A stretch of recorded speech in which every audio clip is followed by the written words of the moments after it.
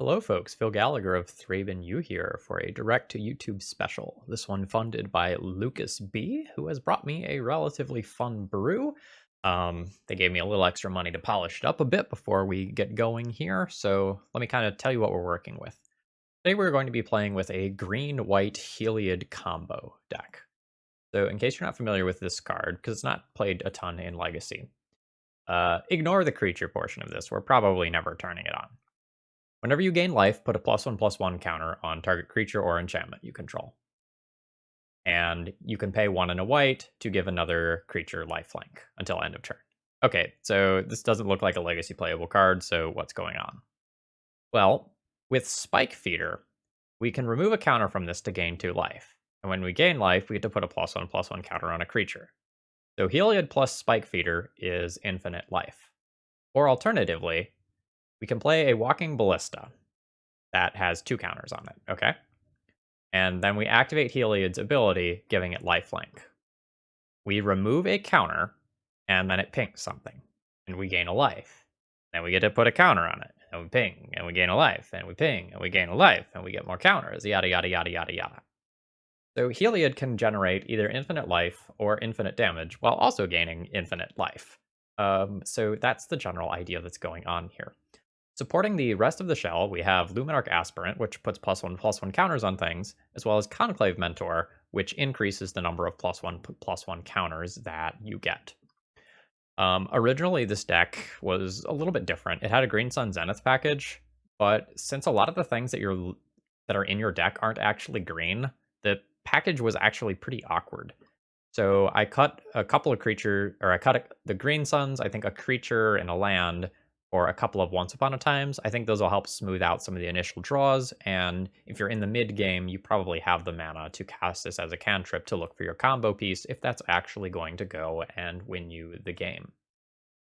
Notably, we are a Collected Company deck, so you can theoretically Collected Company into most or all of your combo and go from there. Notably, Walking Ballista entering as a 0/0 off of Collected Company is probably not what you want, though. As far as the sideboard package goes, I did throw a Green Sun in there because I wanted to have a second copy of things like Gaddock Teague and Collector Oof, which are powerful Hate Bear effects. The deck originally had basically no ways to fight against combo in game 1, so I decided to put some Spirit of the Labyrinths in the main deck. Like, they attack for 3, it's a good creature to put some counters on, it's a nice hateful effect that doesn't really impact you much. We don't have anything like a Sylvan Library here or something of that ilk. So a lot of the sideboard is focused on combo with things like Deafening Silence and Sanctum Prelate, as well as Graveyard Hate going to help and give us a fighting chance. I think we'll be fine against a lot of fair decks. Like, we have Mana Acceleration, we have some things that can spiral out of control on their own, as well as a combo finish and a bunch of answers and ways to find them. All right, let's see if it's reasonable to cast a 4-mana card that doesn't win the game on its own, and let's see how this Legacy Heliod deck holds up in comparison to another green-white deck, like, say, Maverick. All right, if you're excited about this one, please leave me a like, subscribe to the channel if you aren't already. We're like this close. I think we're 20 subscribers away from 3,000 at this point, which is a big personal goal. All right, let's jump into this and see how it goes. Remember, if you ever want the deck list, it's always in the video description, and click see more if you can't immediately see it. So I'm looking at this opening hand, and Once Upon a Time needs to find a land, right? So my first turn is Once Upon a Time, find a land or a mana dork, and then on turn 2 also cast a Once Upon a Time, and I don't do anything meaningful until turn 3, and I need to keep finding more lands in order to play the cards that are in my hand. I think I ship this one.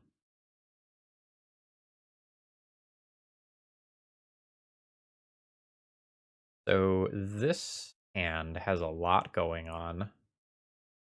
It has like Mentor plus Aspirant, which is a metric butt ton of counters, and it also has Spike Feeder plus Heliod. I think I'm going to go ahead and keep this. Skyclave Apparition is an awesome card. I was about to say, but it doesn't fit the plan, so I should throw it back. But, like, maybe I can just ignore the Mentor here and just play. Wow, if I miss the land drop, having the Mentor is so good. All right, goodbye, Apparition.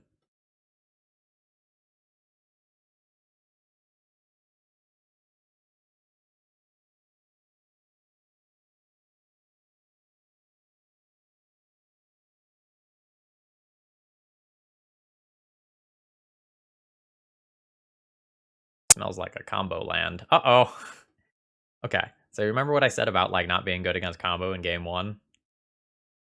This is bad. We're probably playing against, like, Hogak. I don't know, does Hogak beat Infinite Life? Hogak probably doesn't beat Infinite Life.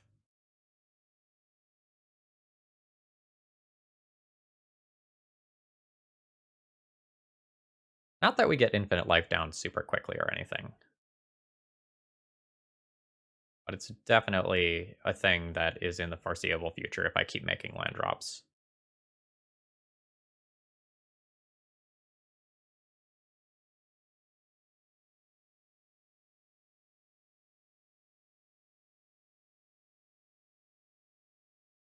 Go ahead and yield to these little buddies.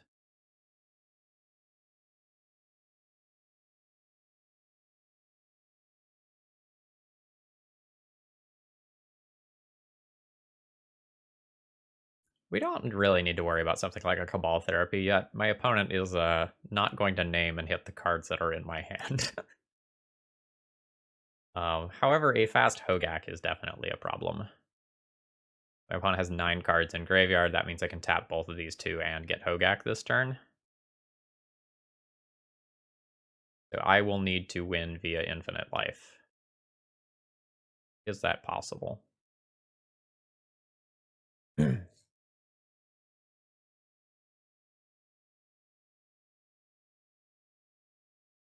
My opponent, theoretically, can attack for 11 next turn. I'll have a 2-drop in play. I might be able to stave this off.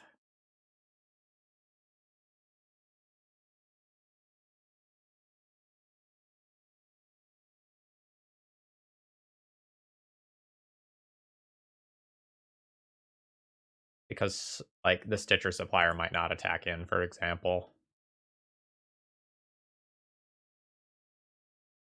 But this is really a time where I should maybe be thinking about conceding.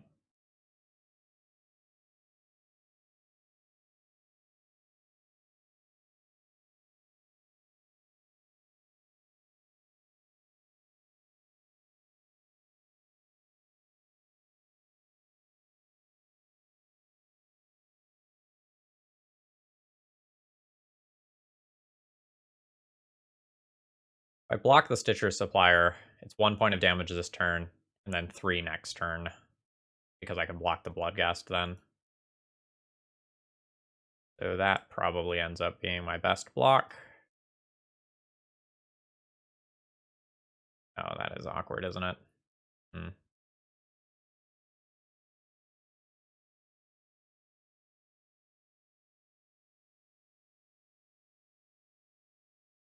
Also, aren't there 2 Bridge from Belows in the graveyard?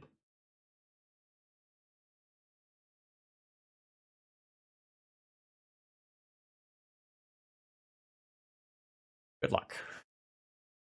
Good luck hitting with that one. Swords of Plowshares is a good name, but not a card that I have.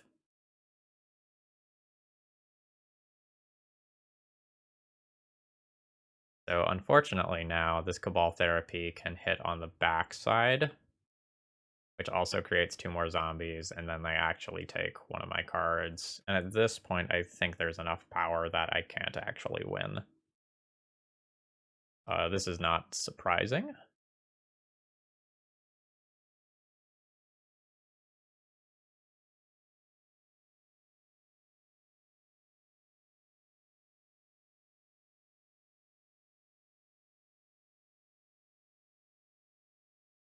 Okay, so what if I play Spike Feeder and put a +1/+1 counter on it? Does that keep me alive? So this enters with 2, so I can gain 4 life. That puts me at 13 effective life. And block a zombie. I can't block with the Spike Feeder, really. And then I just take too much damage and die. Okay. Let's go ahead and pack it in there and go to the next game.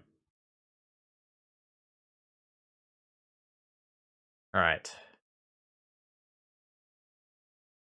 I like Swords to Plowshares. I like Scavenging Ooze. I like the Green Sun to find it. I like this. Playing it for 0 gets rid of Bridge from Below. I like Rest in Peace.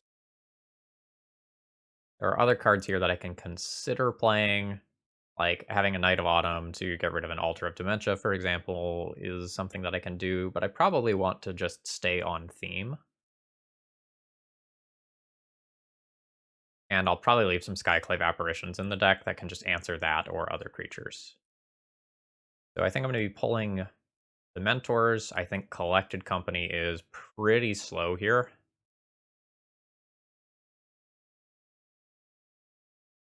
Kind of same for Recruiter.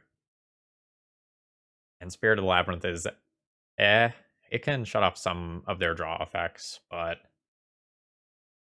I want to be playing cards like Ooze and Rest in Peace early, not things like Spirit.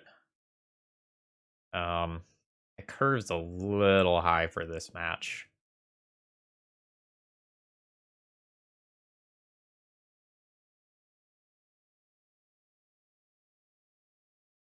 And they're really recurring creatures most of the time, so it's not like Deafening Silence is insane or anything. Sort this by converted mana cost. I do have 13 2-drops. That's better than I thought. And Walking Ballista, I guess, technically can be one of those as well. Okay. Let's drop one of these. Drop one of these for being slow. Maybe 2 of those for being slow. I don't know. They do find Scavenging Ooze, but a lot of times at that stage of the game, Scavenging Ooze is too late. I just don't think I'm well suited towards taking down this matchup. This is a lot of mana, but I don't actually do anything with this hand.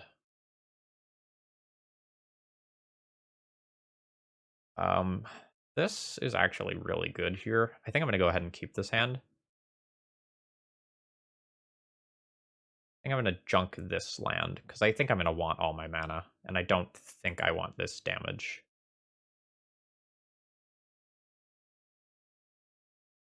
I want a Savannah 100% of the time.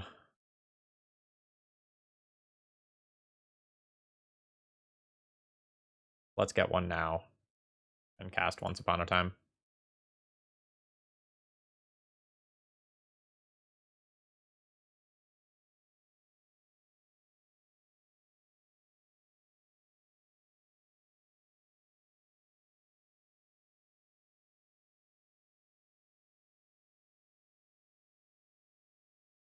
Yes.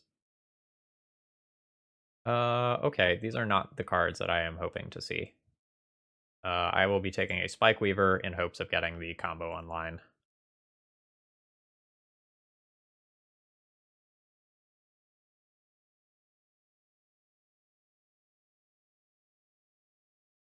I think there's a pretty good chance that I just get run over here by Hogak.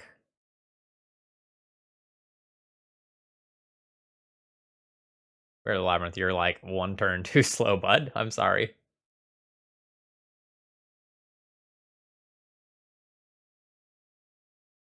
Oh, you're back.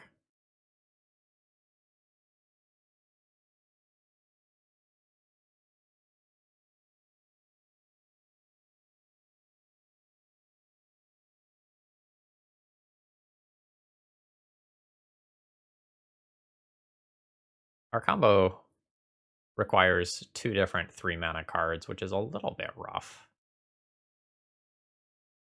I can Skyclave a Wish. I can kill the crab. Words.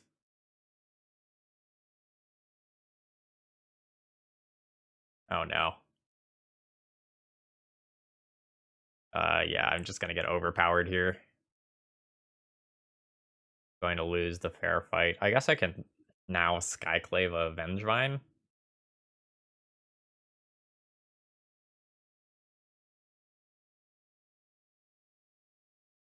Do I need to block one? Is that where I'm at?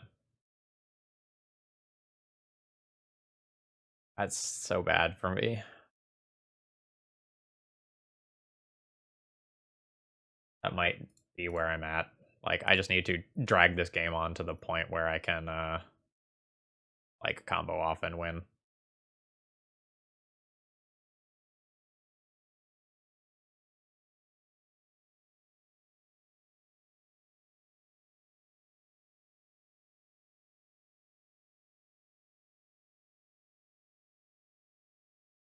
So there's a Gravecrawler in graveyard, and my opponent does have one creature,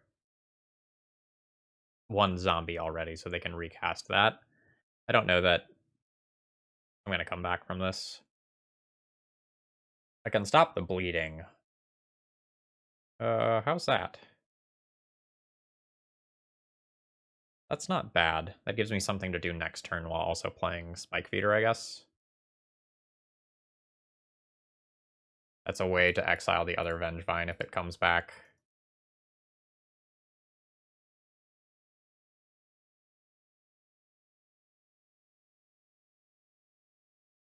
Yeah, now that my opponent just has, like, so much power that's coming back, I don't think I get the luxury of removing the crab. That's a rich person's play, and we are not rich here.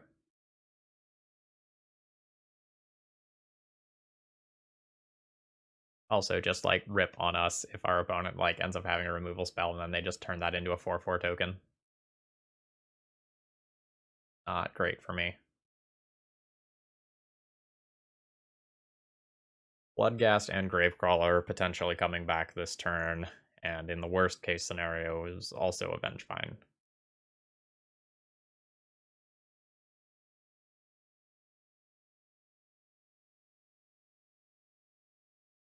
Thank you for your service, Spirit of the Labyrinth.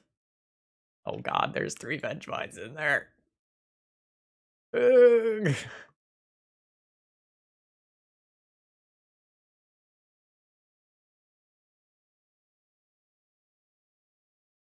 Oh, that's a second Gravecrawler. Yeah, we're dead. Basically this turn, right? My opponent goes Gravecrawler, Gravecrawler, returns triple Vengevine. Yeah, we were not fast enough here. Not even close. Our combo requires a little bit too much mana here.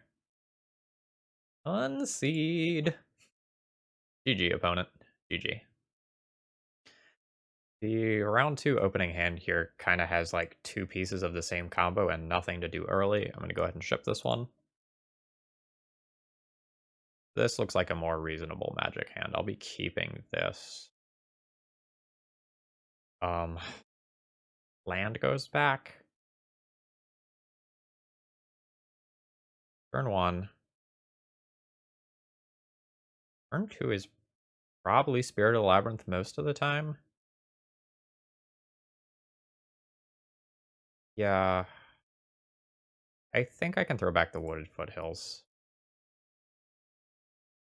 The having the land is nice in case I get like wastelanded or something. I know I need green green. Yes, I need white white for Skyclave, so I should probably just play this Savannah.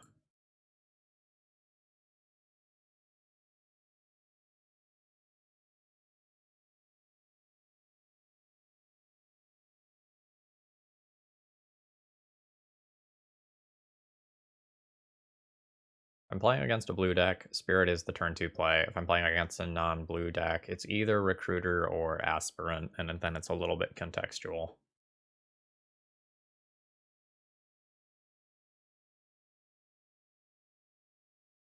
Spirit it is.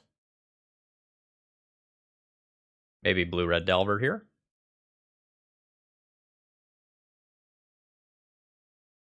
Now I wish I had the land instead of the Recruiter.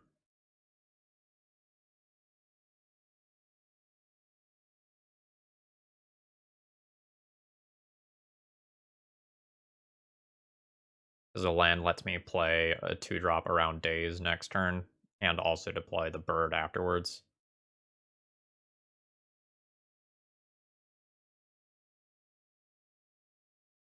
Possible there I was supposed to use Aspirant as bait, but like, Sticking Spirit is so good.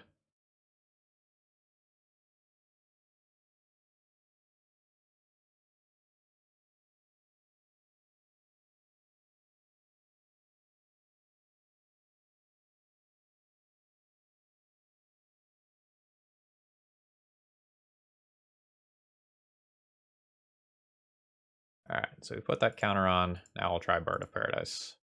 And then we can play the Recruiter next turn.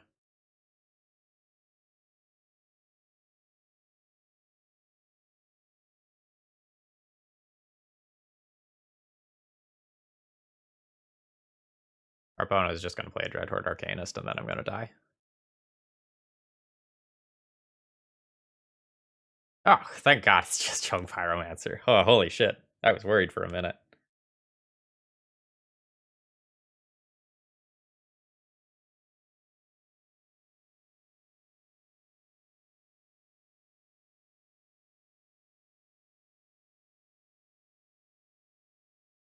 Okay. That's bad. It's not game over, but it's bad. My opponent is in the driver's seat now. Recruiter of the Guard was going to get me a walking Ballista, which was going to be very good on that board.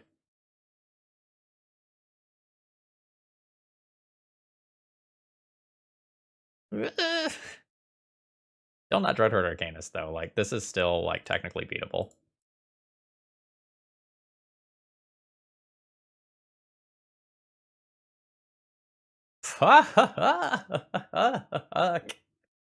Alright, like, we're getting Delvered. Our, first 1, 2, 3, 4, 5. Our first 5 relevant spells all get answered. Yeah, that's okay.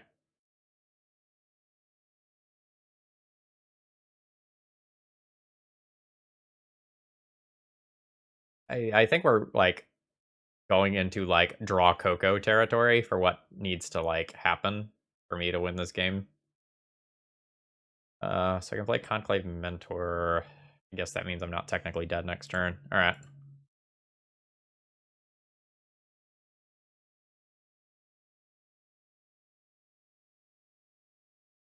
I think one more relevant spell from my opponent here, I think means I'm toast.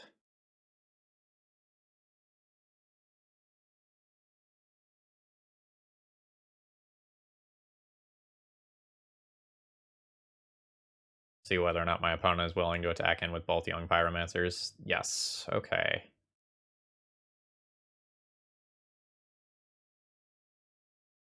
Alright, what if I draw Walking Ballista? If I draw Walking Ballista and cast it for X equals 2, I actually get 3 counters, and that can kill Pyro Delver. That leaves them with 3 elemental tokens, which I can clean up with Conclave Mentor and maybe a chump block. I think that's my line to win. I think I'm just going to block one of these and not take out a Pyro.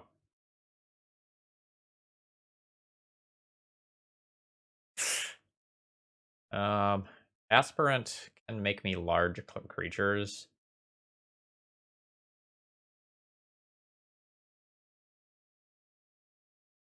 Good enough? I don't think this is good enough. I think that Delver just flips and I'm donezo. But we'll play to the world where it is good enough, right? Like, we can put this here. And I can at least trade with the Delver.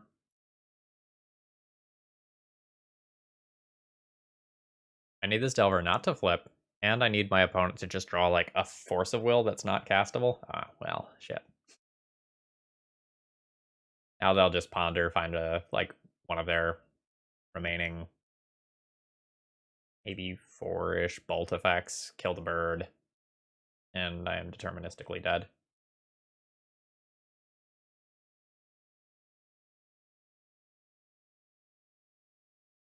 Also, just like an alpha attack next turn also potentially is unbeatable. Maybe I could combo off Collected Company, like hitting Heliod plus Spike Feeder.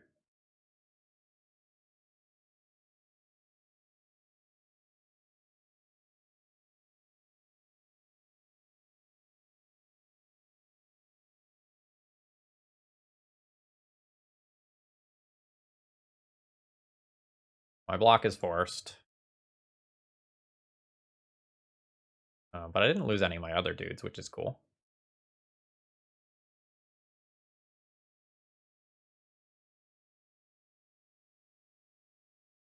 Draw the Coco right now. That's like the best oh no moment, right? Alright. Concede.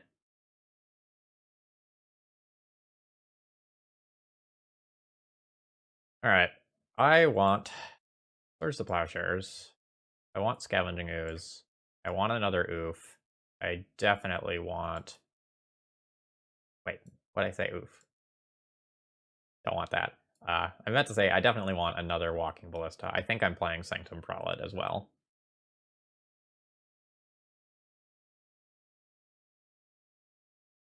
Recruiter's pretty slow here in terms of tempo. I think that probably needs to go. One other Spirit.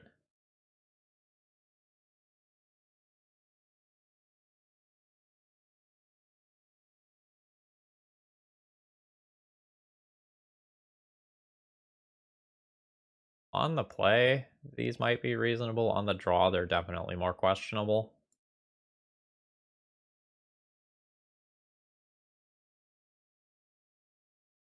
I might need to go down some number of Skyclaves just because my opponent has so many bolt effects that can just answer them and they can beat me with the token.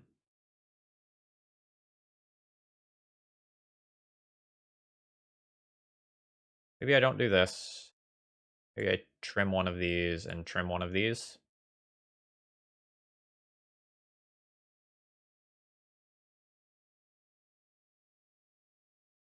Knight of Autumn as life gain, also not crazy.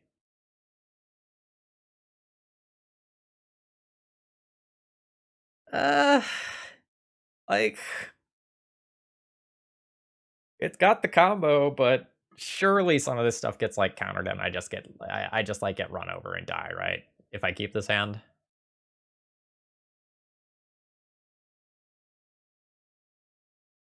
I think I have to mulligan that one, despite the fact that it has the combo. Yeah, this hand looks way better.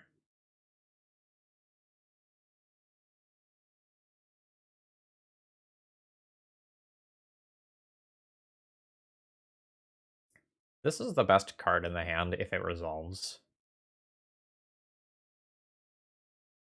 I think I'm going to throw back the Ooze, even though it's a card that I definitely want for the matchup.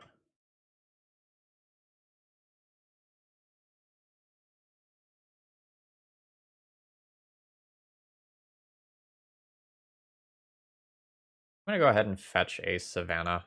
I theoretically want green while playing this deck, which means it's a little bit harder to just go ahead and play around Wasteland by fetching a basic on turn 1, especially when I already have another basic in hand.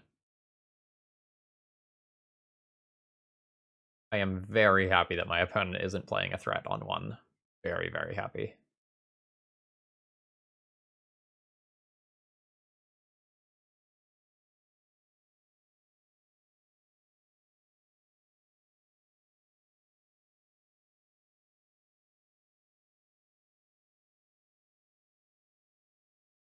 I go another one of those, try to play the Spirit, and crash in for 1.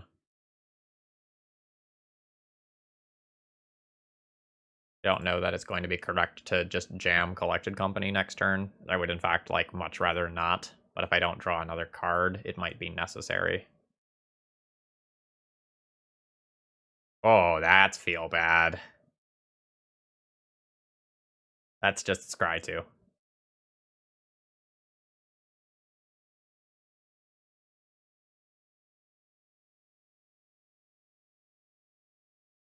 Yeah, I think I can wait and play around days. Like, maybe I should just leverage this, but this is still an attack for 5 with Spirit of the Labyrinth. I think that's fine.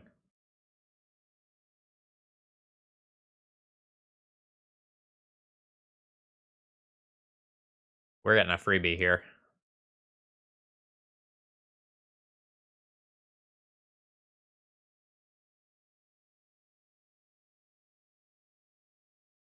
Alright, opponent found a volcanic island, which means the Spirit of the Labyrinth can be answered. Oh, not this turn, though.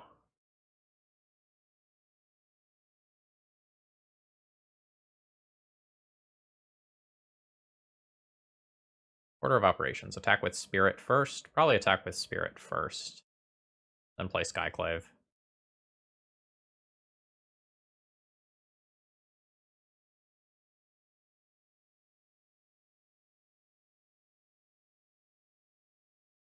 Don't want my opponent to, like, counter Skyclave and then chump block with a token.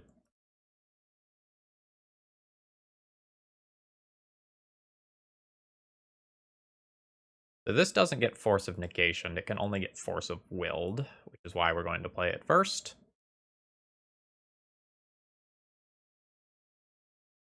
Oh wow, just the opponent did not have it. They were like trying to assemble their hand via cantrips and it just didn't work out. Okay. Now that I'm on the draw, I could go down another Coco, but they're so good once I make it to the mid game though. On the draw, I do think that last Skyclave might be more important than some other card that's in my deck. If we can maybe get that back in there.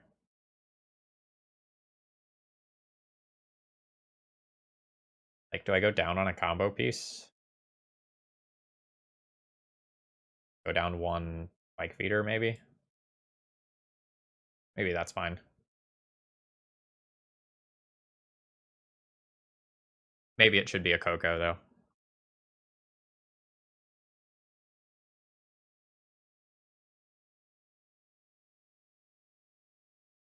Yeah, I think I keep this hand. I'm not sure when I'm supposed to cast my Once Upon a Time. I think I'll cast it on my turn. If they daze that, I don't care.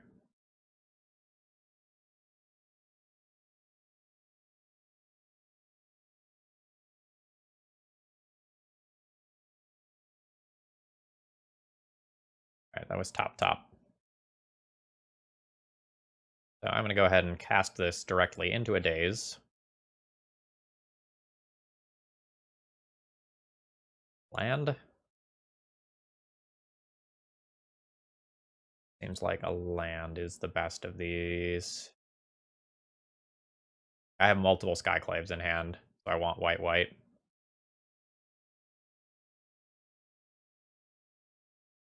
What do I want to get bolted? Bird? Probably bird.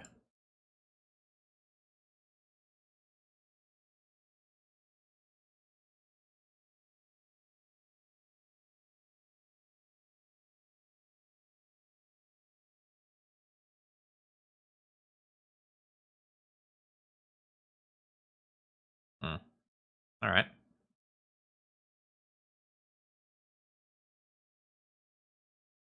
Basics? Not basics? Not basics since I have 2 more lands in the hole? Probably not basics.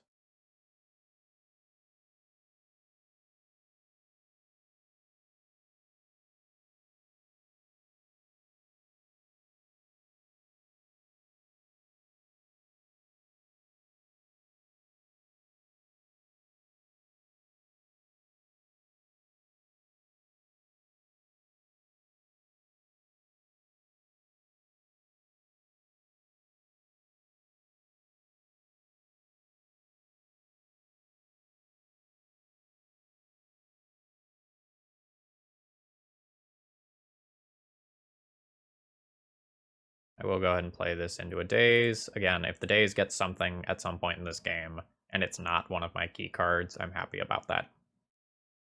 Yeah.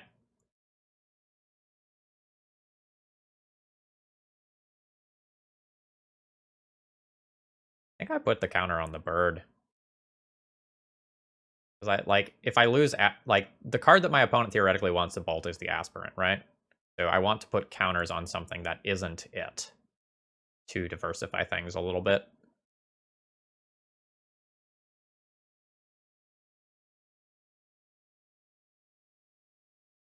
Yeah, my opponent just straight up misplayed there. They should have just done it before I went to combat. Now I have a bird with a +1/+1 counter on it when I shouldn't.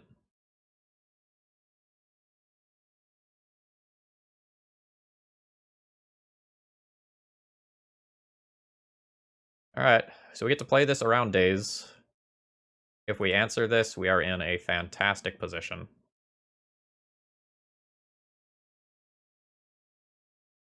Alright, we didn't answer it. Dreadhorde Arcanist gets to untap. We probably lose. That's legacy right now, unfortunately. We're going to lose this bird to bolt, and then I have to hope that they can't answer the follow-up Skyclave apparition. If I get to answer that, maybe I can get back in. Oh, yeah, we're not getting there.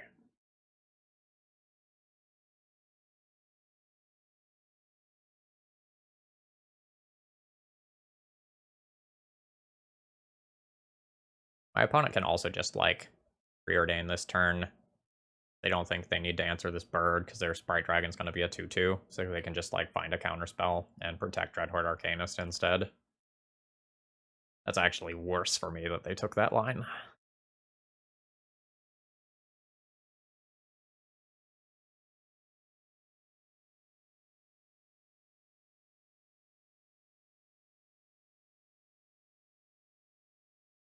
Yeah, and they did indeed put something on top, so bad news for Phil fans. Ooh. Alright. See if it works.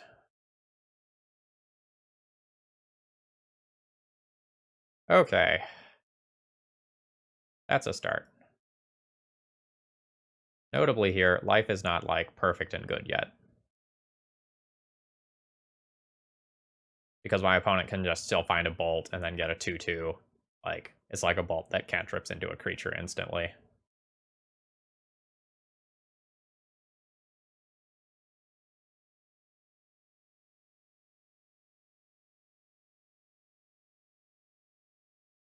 Really? Really? Alright.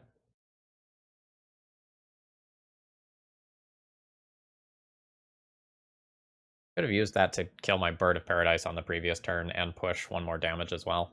Alright, it just doesn't matter.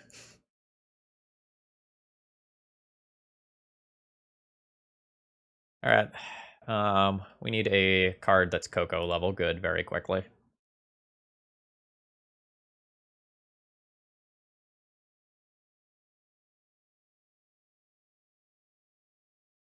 Uh, Order of Operations. I think I just crack this first. I can already play around a daze.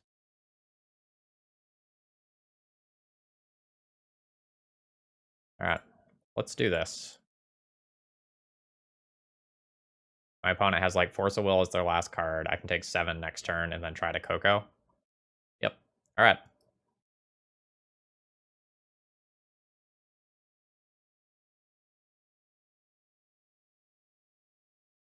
Well, I'm certainly not blocking. I need to be able to play the Coco around daze next turn.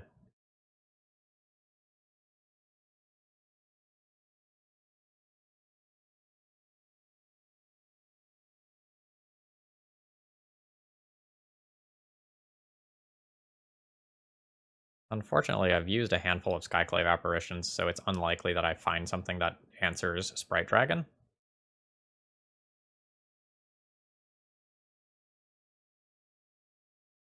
I think I need to Coco now.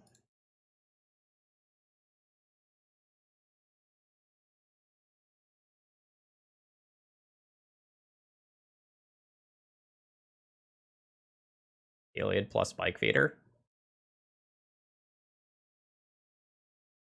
That's not bad.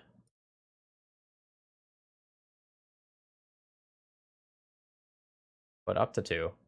I have 2 things highlighted in green. Okay. Choose a number. 1. Okay. So now Bird will chump block. And then Ooze will eat something. And then hopefully I find something that beats Sprite Dragon. No creatures in the graveyards over there. I have 1, 2, 3, 4, 5, 6 over here.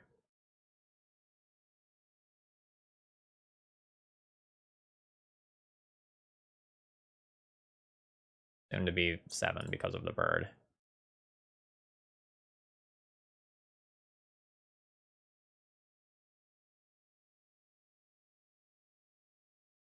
I can gain 4 more life on my turn, putting me at 10, so I'm not actually just dead to Sprite Dragon next turn. Eh.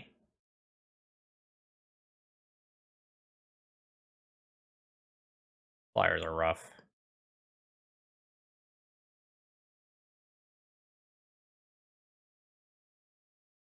I just Once Upon a Time?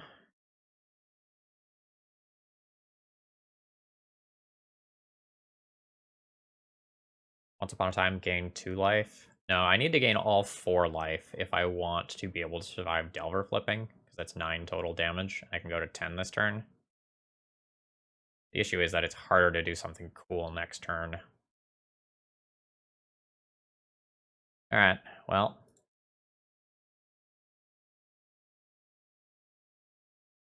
Let's eat.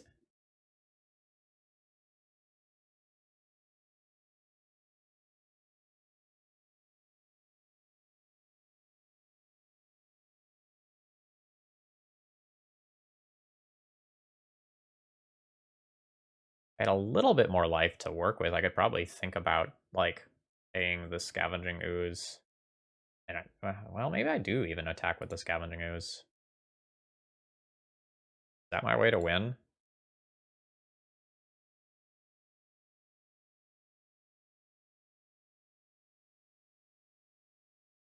Attack in with Ooze for 7.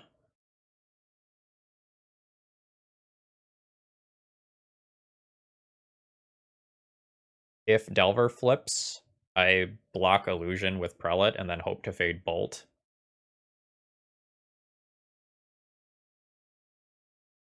Yeah, maybe this game isn't getting better and the plan is just like bash.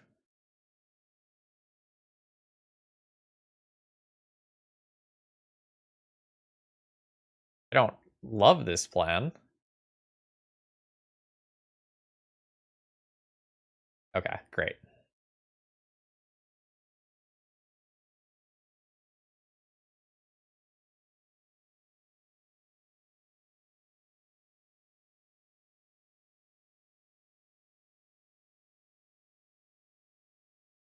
All right, so I take a bunch in the air.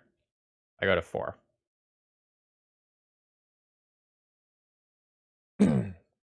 So Spike Feeder is 4 life. So it's 4 life for 3 mana, which is better than 3 life, and there's only 2 creatures in graveyard anyway.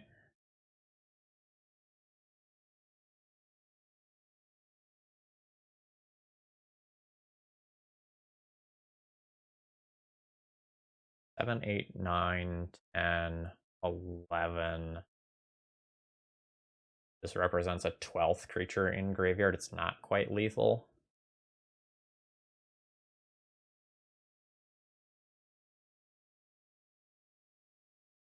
Oh, life's hard.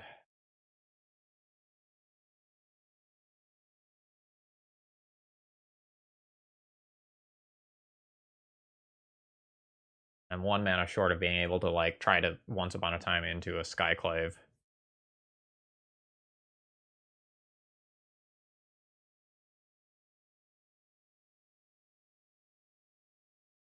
Will my opponent jump block if I attack for 9? I don't think so.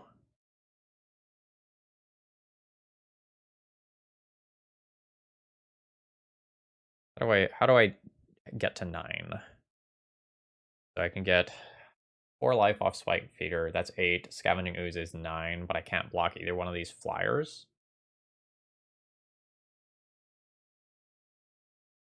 So maybe yeah, I don't have good worlds where I win here. Trying to make this work, but I think I'm just dead.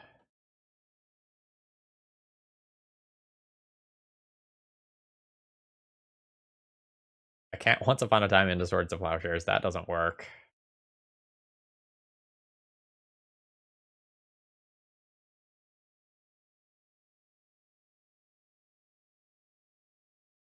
Alright. I think a lot of worlds where I win involve this Delver leaving board.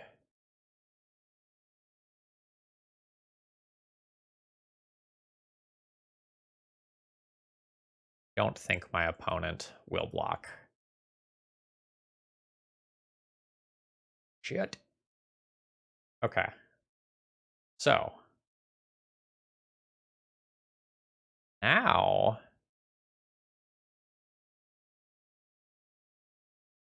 No, if Scavenging Ooze hits again anyway, they're going to die. I don't eat now. I play around days.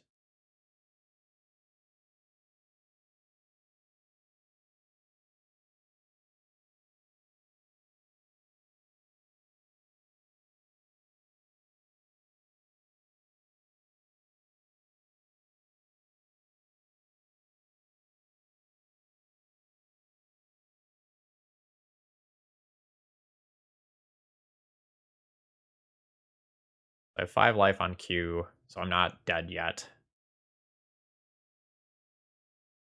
However, I am dead if Spike Feeder does not resolve.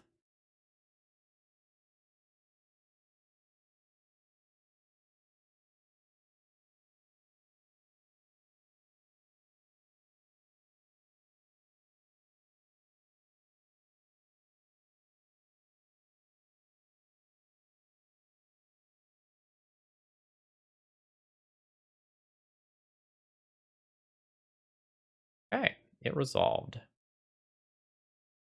So now,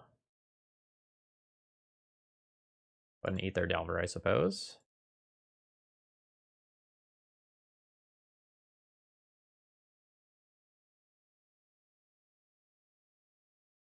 And let's gain some life. And I'm just going to gain the other life now as well. Like, I have to do that in order to survive. So I don't want to allow them to do something weird like stifle one of those. I am dead to, like, land plus a blue spell, or I'm dead to a bolt. Otherwise, things get interesting. I'm dead to so many things. I can't imagine that I'm not dead here. Oh man, 2 mana? 2 mana's a dude!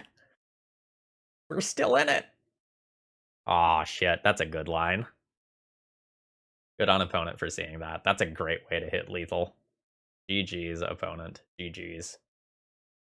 Little scavenging ooze that could. Like, really tried, though. Okay, I'm on the draw. I'm gonna keep this hand.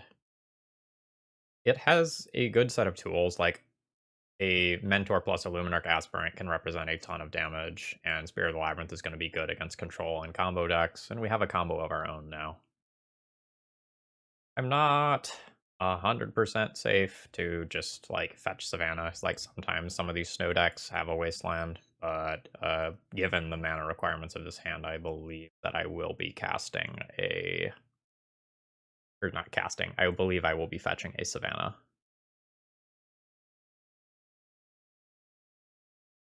Ponder.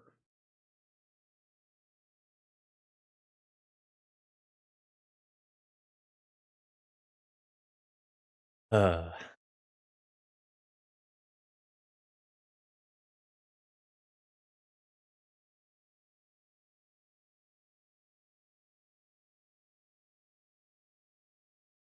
Go for double Savannah. Get savaged by Back to Basics.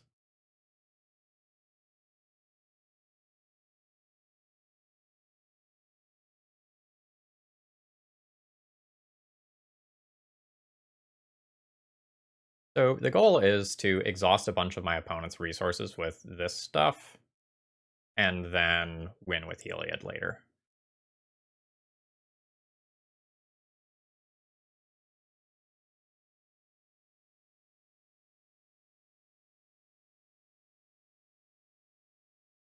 If I draw a 4th land, my sequencing becomes a little bit interesting. Did. So because I drew the 4th land, I might want to play both Mentor and Aspirant next turn.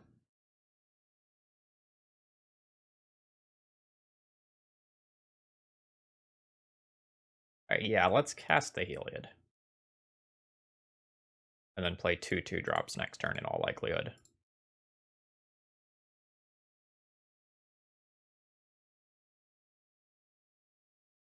Okay, that thing's in play. That should stay in play for the rest of the game. Like, an indestructible enchantment should be damn near impossible to get off the table.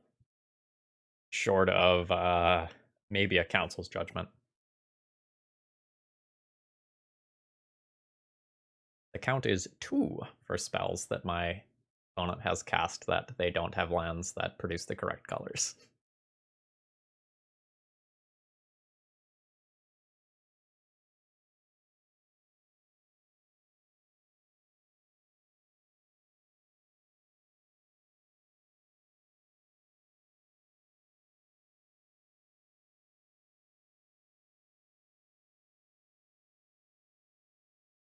Okay. So here we go. Play the Mentor this turn, which will actually make it easier to combo off later. Secretly.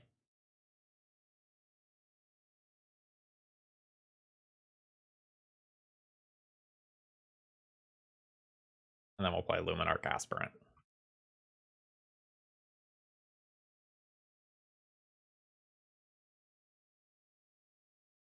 On Mentor?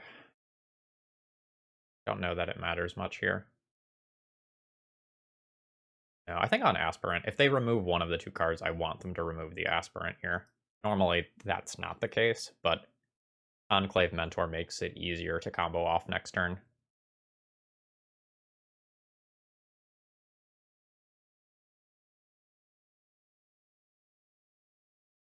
Now I'm just hoping that my opponent doesn't have Force of Will. Or I guess a targeted removal spell is also not great for me.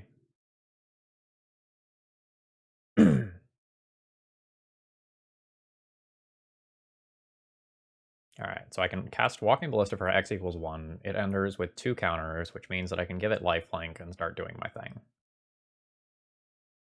And if Ballista is just removed, I can go infinite life next turn with Spike Feeder.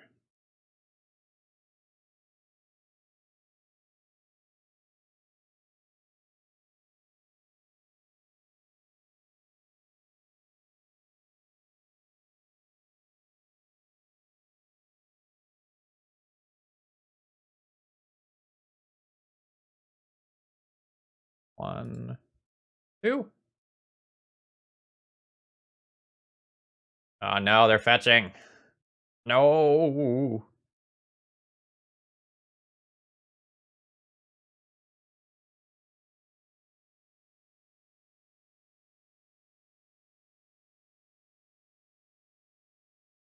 Guess I could have waited one turn and then like held up double activation instead. I don't know if that's better than just going for it though.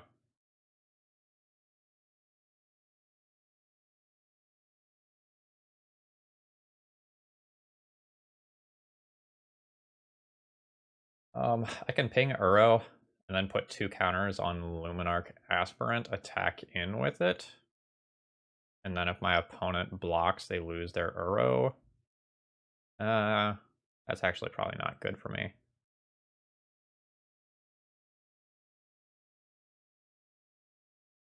Alright, that one will just go face.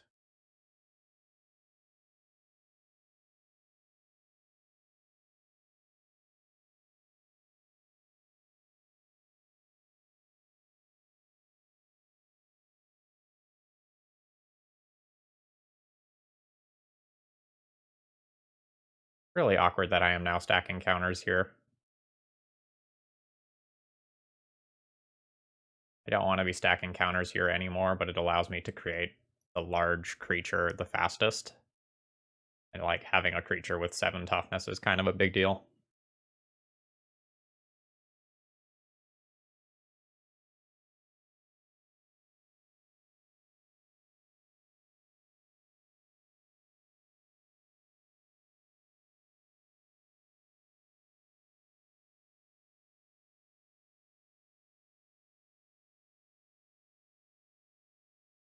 My opponent is going to have plenty of mana to Force of Will the things that I've got going on.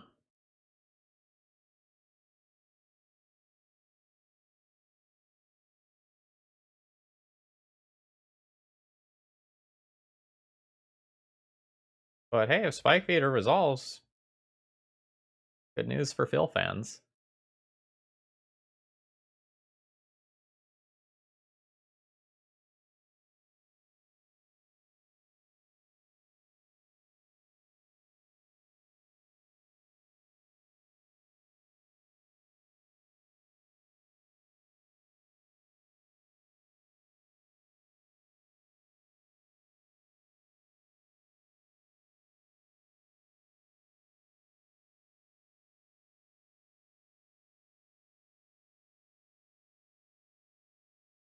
They actually have the Force of Will. That's rough. I've stopped infinite combo 2 turns in a row.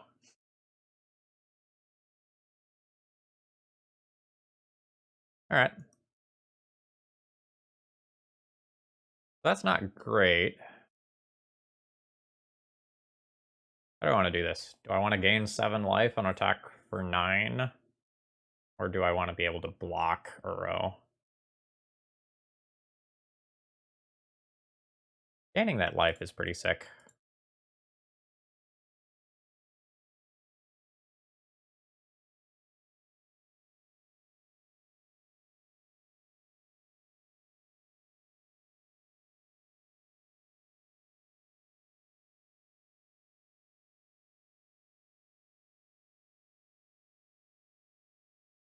Oh, right, I gained life. Now let's start stacking some counters elsewhere, get some variety.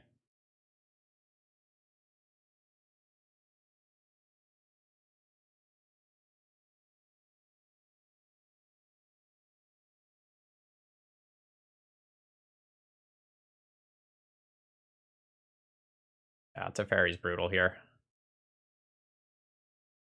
It puts me down a lot of counters. Although I can still just gain 6 back next turn. Maybe it's not the end of the world. My opponent has some follow-up beyond this, though. It's pretty rough.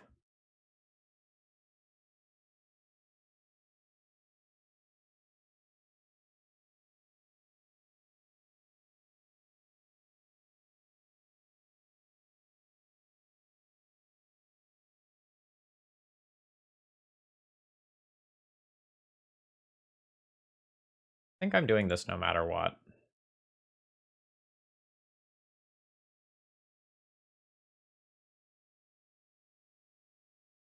2, 1, 2. I still have all the mana to do the things that I want. Although I'm probably actually playing Aspirant plus Lifelink plus Noble Hierarch. Okay. I'm not drawing a card this turn. Is essentially what I'm getting at.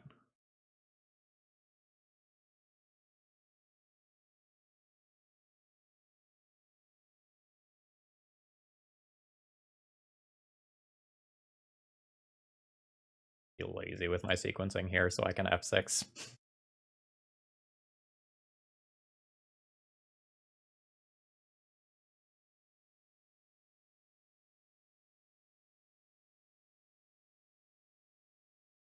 This is somewhat likely to just eat an Ice Fang Coatl here.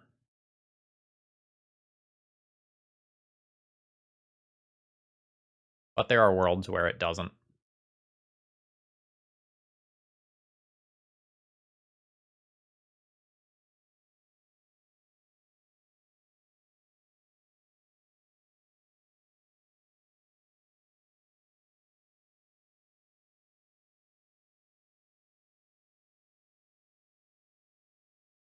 Fortunately, now that that card is dead, those are only worth 1 counter at a time. But I am back to 23 life. So we get to pretend there's a game of Magic going on.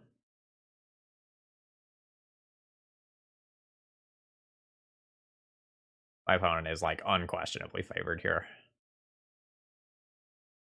But hey, maybe I'll top deck another, like, infinite combo piece or something. I don't think I'm willing to chump block for life yet. I'm doing fine on that front. Ooh, my opponent is playing the Valky version.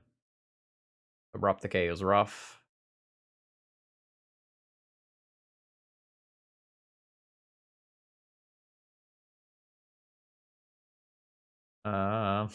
That's bad.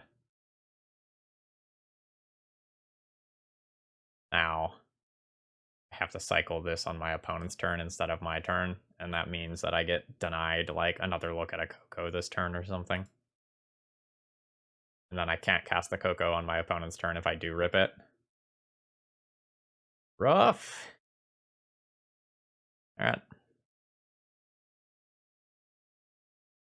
I would concede if I didn't already have half an infinite combo in play.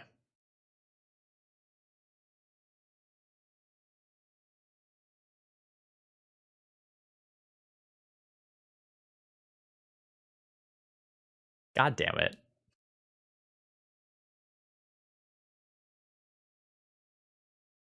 Like, exactly what I talked about.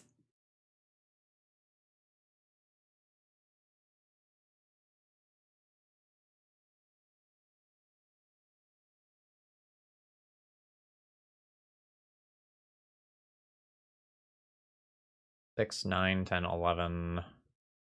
I block this. 5, go to 12. Maybe I should just take this jump block. No, I'm not going to. Maybe I need mana next turn.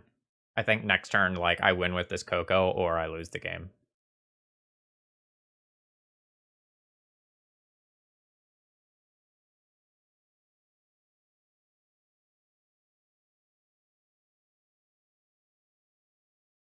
All right. Tybalt has made an appearance. Can I look at what Tybalt does? All right. Zoom. Zoom. Moto. Thank you. All right. So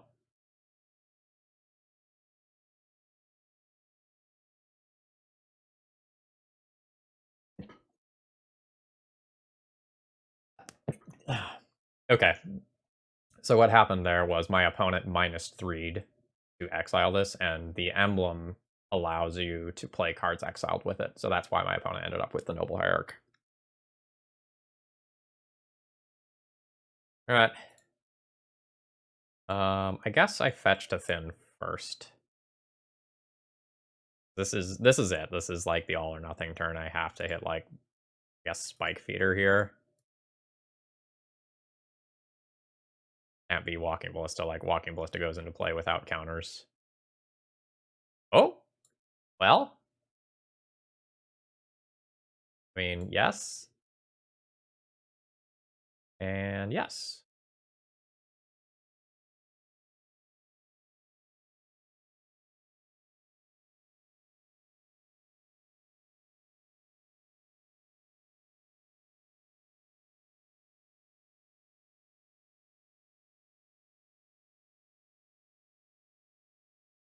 Oh, does my opponent just have a removal spell here? That is rather sad if that is the case.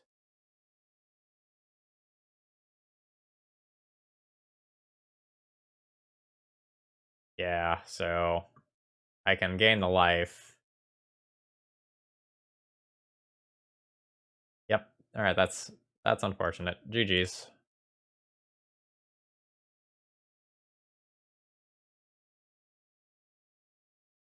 All right, my opponent stopped an infinite combo 3 different times. Snow's good. Spoilers. All right. I want Spirit of the Labyrinth. I want Ooze. Gaddock Teague's weird because I want to be able to stop them from cascading into Tybalt, but it also stops my collected companies, which are some of my best cards. I want more pieces of the combo.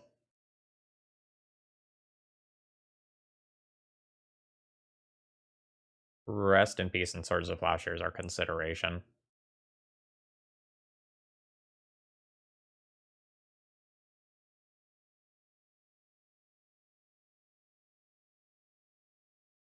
Hmm.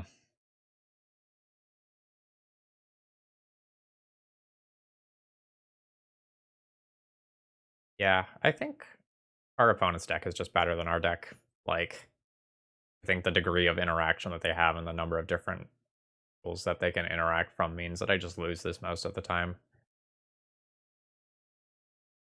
I'm not sure whether or not my opponent actually concedes to infinite life.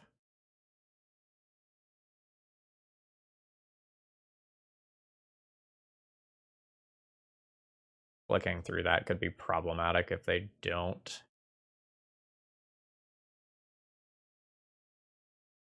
Yeah, maybe I cut this portion and like the Walking Ballista combo is the way that I plan on killing them. And then My game plan along the way is to try to use things like Luminarch Aspirant, Conclave Mentor, and Spirit of the Labyrinth to pressure their life total. I wouldn't sideboard like this on paper, but I'm going to sideboard like this for Magic Online. Nope. Hand is not good. I think I keep it. I'm not sure if I pitch the second Walking Ballista or the Recruiter of the Guard. I think it's the Recruiter. It's like on 3 and 4, I'm likely to want to play these things. That's just awkward because, like, this is a source of selection.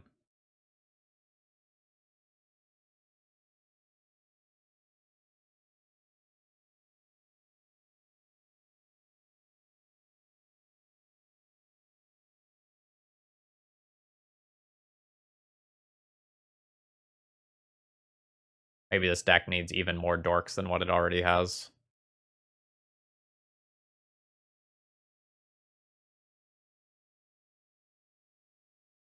Like, I think we have 6.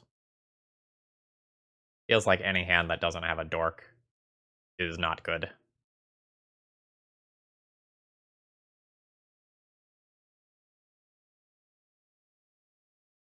By Heliod.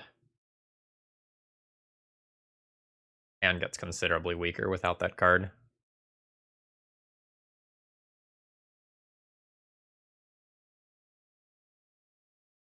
This is really a Ballista for 2.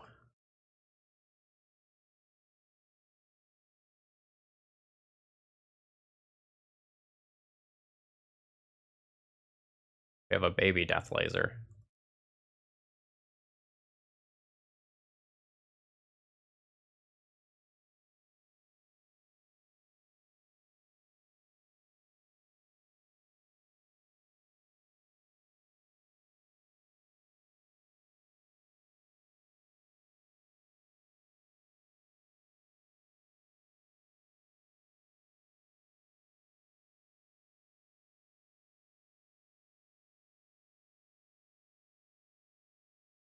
Well, damn. That is very much not good.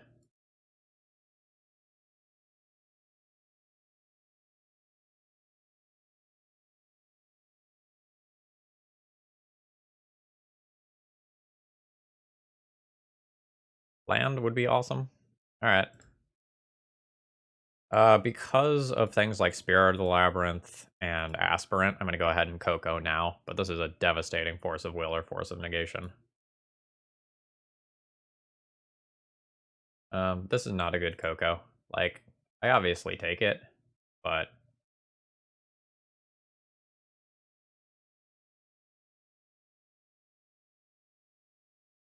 we were kind of hoping to do something a touch stronger. Alright, where is this game at? There's 2 creatures in the graveyard that I can eat.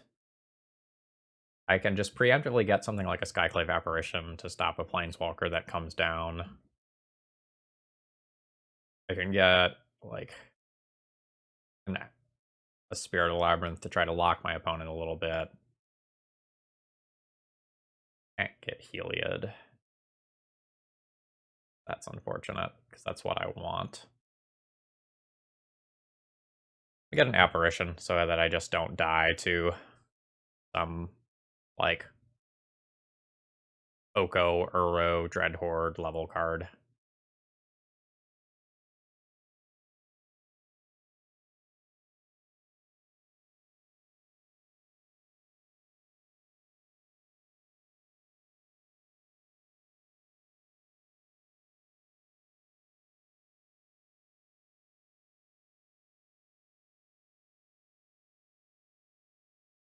I need to play Walking Ballista pre-combat because of Ice Fang Coatl.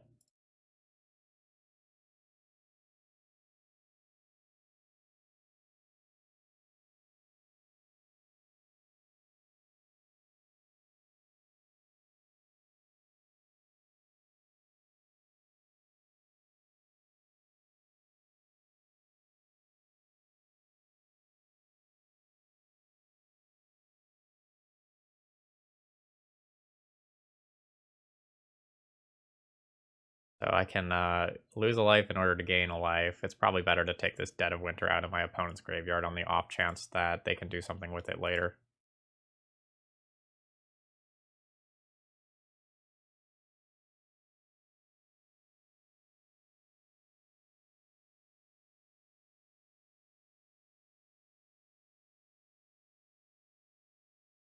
I have Walking Ballista as a mana sink.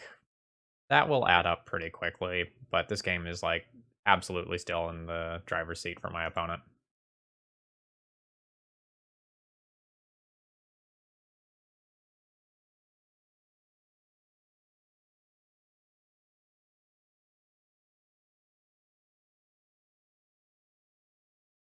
Yeah, and now getting a reactive card was just bad.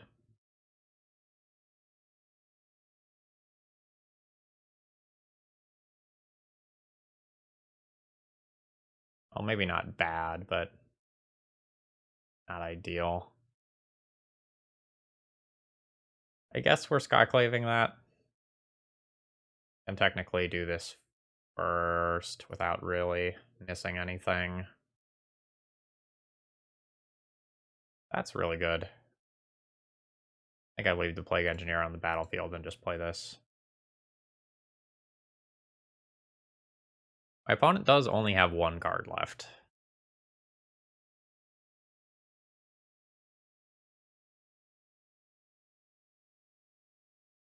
Ah, damn it.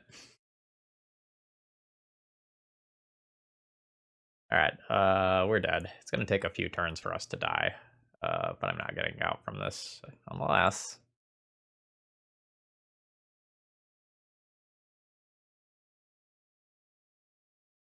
Our Walking Ballista is going to have to make it around the table once. So we're gonna have to play it with 2 counters, and then activate the lifelinky side the next turn.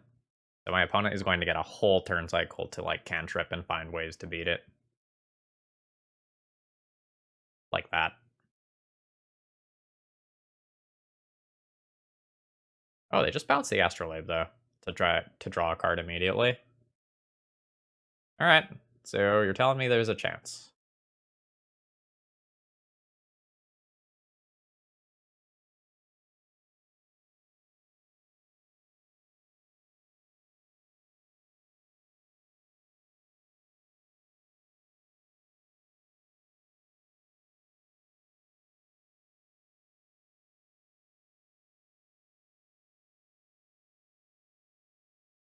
So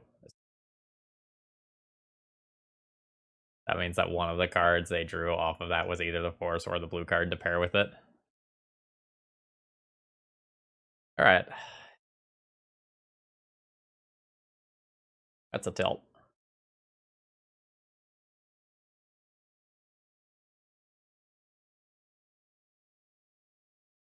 Noble Hierarch's kind of a dead card.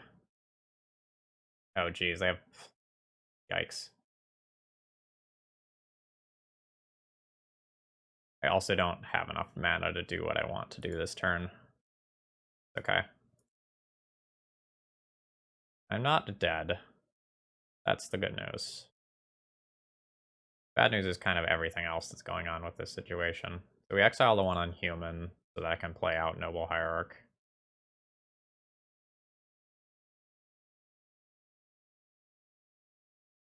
Notably, just in case you're not aware, Skyclave Apparition is a spirit. It's a core spirit, so it is a 1/1 right now.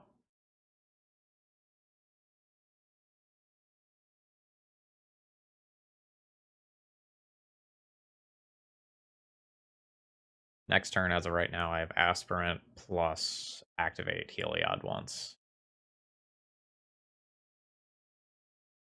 That threatens a decent amount of damage.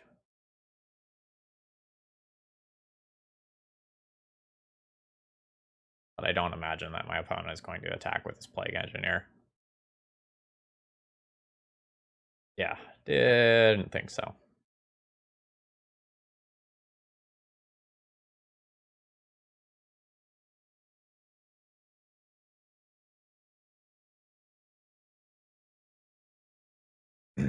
Play Aspirant, put a counter on Noble Hierarch, attack with Noble Hierarch for 2.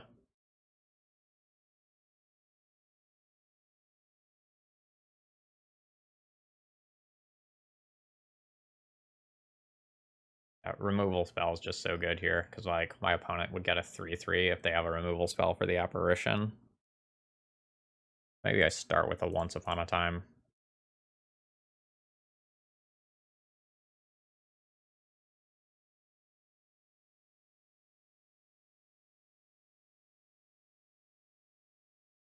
My opponent like hard casts a Force of Negation.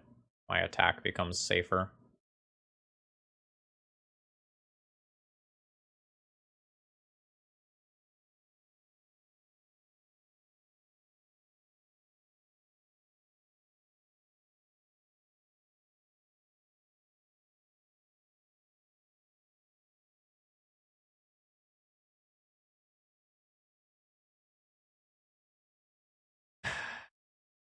Classic. I think I actually take the Caracas instead of the Horizon Canopy so I don't die to Uro as easily.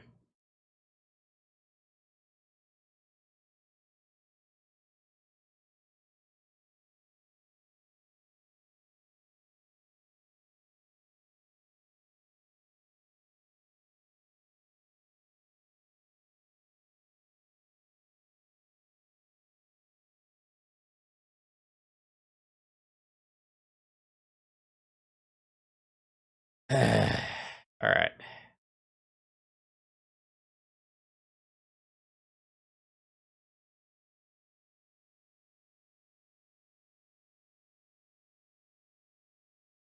Now I could attack for 2 with Skyclave. Trade with Plague Engineer. Give them a 3/3. That doesn't really favor me. I go ahead and pass the turn.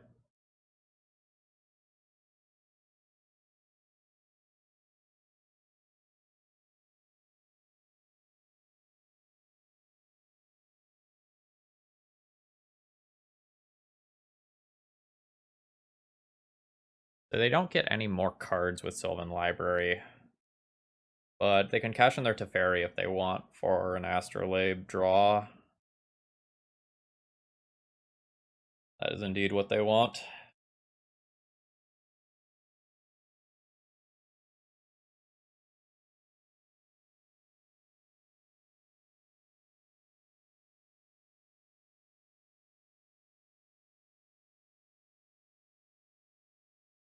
Alright, and they're repeating that pattern one more time here. All of a sudden my opponent's up to 4 cards to my 0. We're donezo. I don't know that I get to come back from that deficit.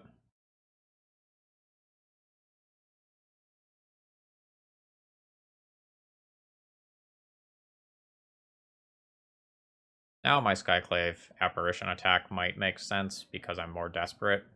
Like, attack for 2, they block, they trade, I put some counters somewhere else, the counters are increased. But again, things are not ideal for me.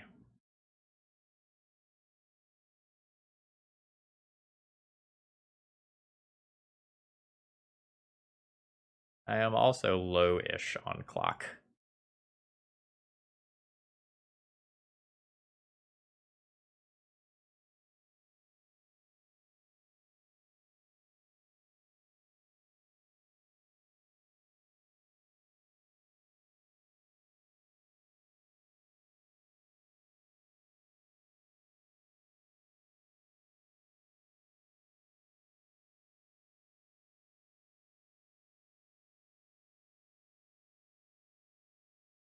I'm not, like, in danger yet, but it's not great. No. Just had a Swords to Plowshares. Not great for me.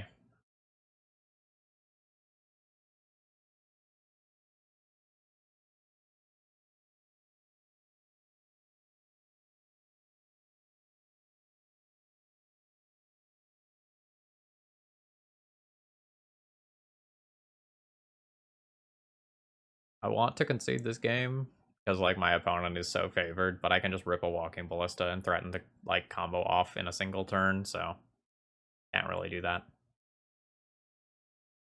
I can also just, like, Walking Ballista to the face for 3, and that's theoretically lethal as well.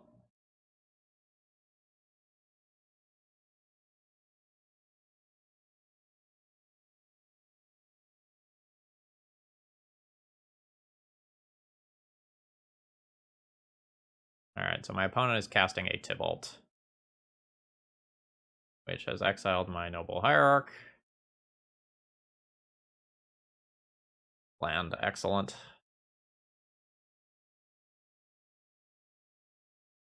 Alright, cool. The grab Caracas play so I don't die to Uro. Not looking so favorable now.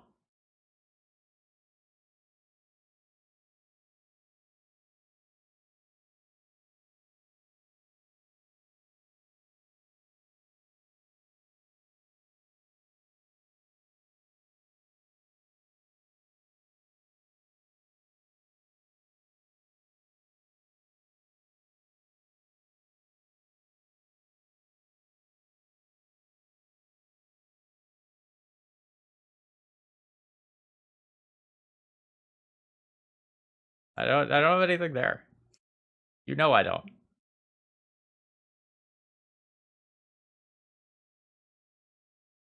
Opponent is at 6 now, unfortunately, because of that Uro, which means that this isn't just lethal.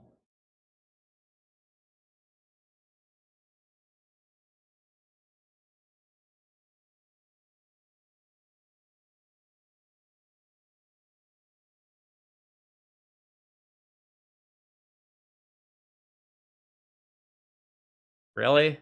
Really? The last card is also Force of Will?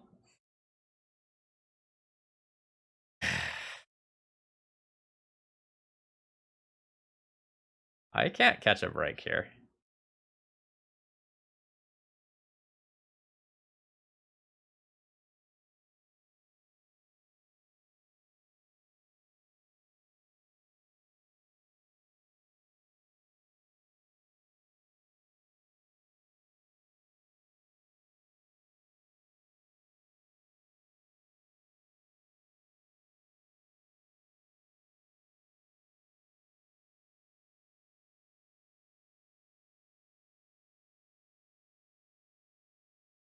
Yeah.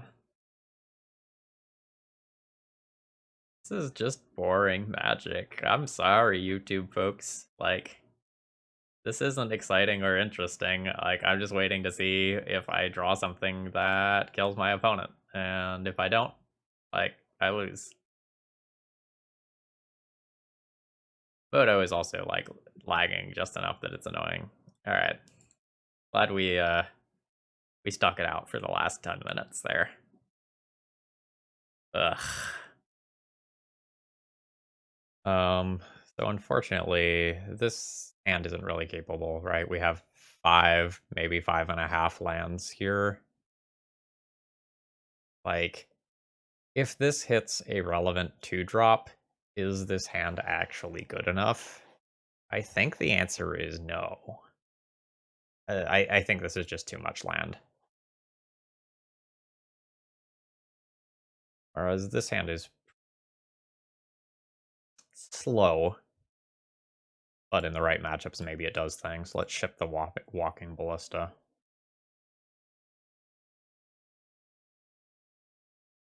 On it mulliganed once. I don't think I need to cast this Once Upon a Time on this turn cycle, so I'm not going to.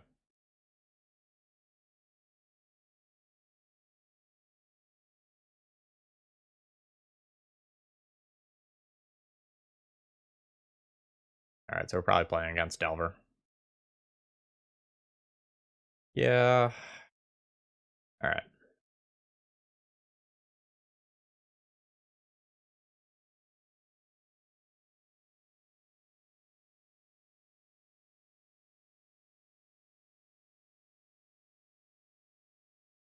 Alright, what is the plan? Plan is play Spirit this turn, play Skyclave Apparition next turn, play Coco the following turn. I draw a land in 2 draw steps. I don't want to take a land here. What if I miss on a land? It's pretty devastating in terms of my curve. think I just grabbed this. Heliod is okay as well. I think I'm going to play safe and just grab the land, though.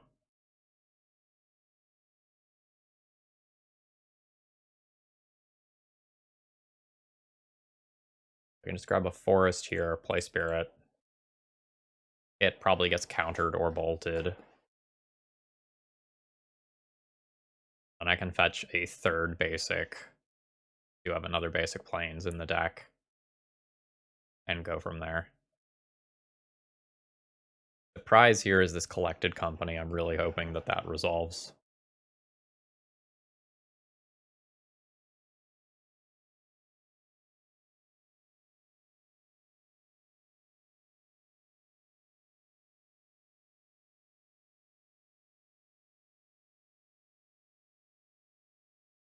Okay, that's not unexpected, but at least my opponent isn't playing something like a Dreadhorde Arcanist this turn. This isn't bad for later. Is it strong enough that I do that over Skyclave this turn?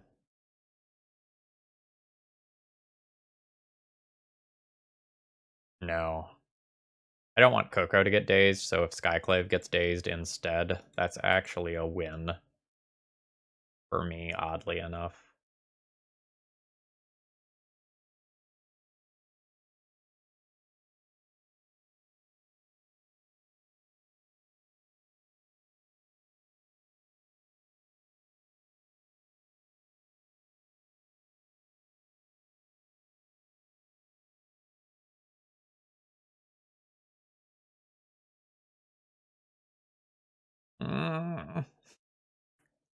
Now I remove the Delver and the Dreadhorde Arcanist comes down now that my removal is gone. Oh no, it's Oko instead. Oh, Tarmogoyf? Oh, okay. Hooting Mandrills. Who had Hooting Mandrills on their bingo card?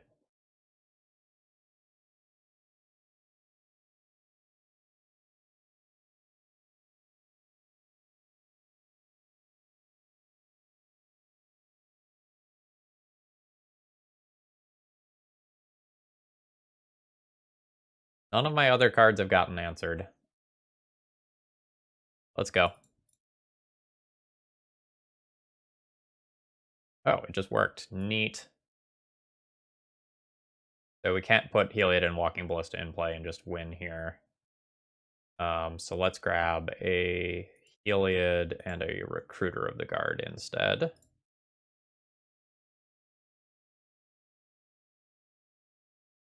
Yes, I will use this ability. We'll grab Spike Feeder. Spike Feeder threatens to end the game via infinite life next turn. And if Spike Feeder doesn't work, I can just put a Luminarch Aspirant into play and start creating a very large creature, which can just like gain lifelink and outpace this.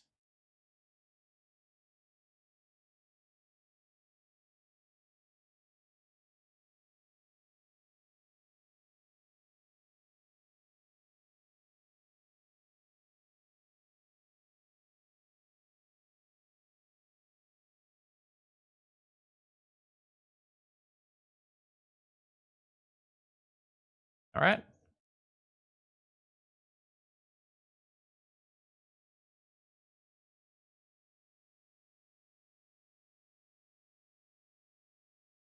Damn, opponent has the bolt. This was kind of the same thing that happened last time we did this.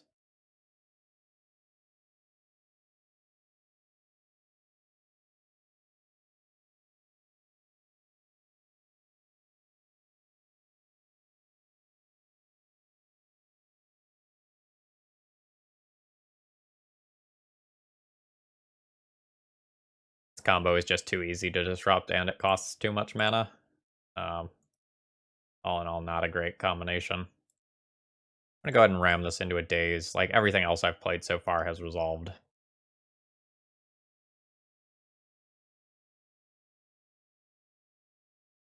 Oh shit, Heliod's on? Oh baby.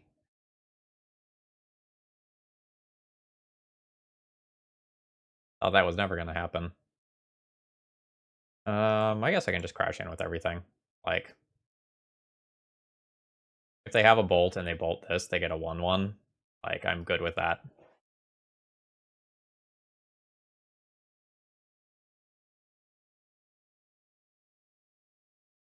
Like, straight up, what did opponent have? Like,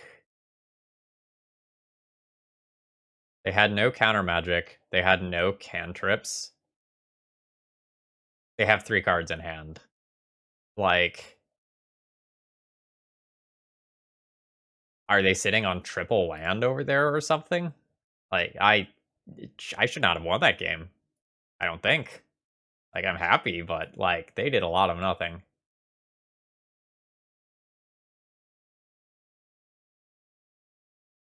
So I'm gonna make a pile of cards that I can think about, and I'm probably not playing all of them, but these are the sorts of things that I'm thinking about playing. Um, I feel like Once Upon a Time and Recruiter are a little bit weak. Like, Once Upon a Time just walks into a lot of a lot of counter spells that I don't necessarily need to be walking into, and Recruiter's kind of slow.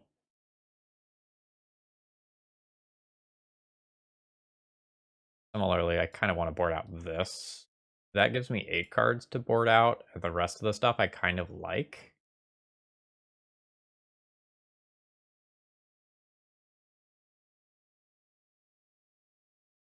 I think I have to board in the rest in base. I think that effect's just too good at stopping like Arcanist and maybe Hooting Mandrill's Tarmogoyf. It's awkward with this Scavenging Ooze that I'm thinking about bringing in, but like Scavenging Ooze is a nice substitution for when I don't have Rip.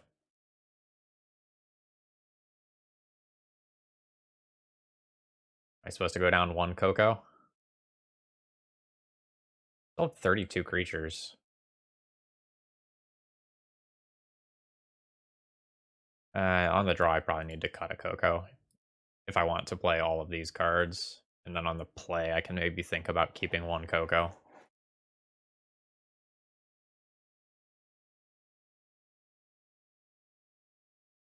This hand is fine. I have good tools here, but I'm disruptible on every single front. Like, removal spell on bird is good, counter spell on 2 or 3 drop is good, wasteland is good.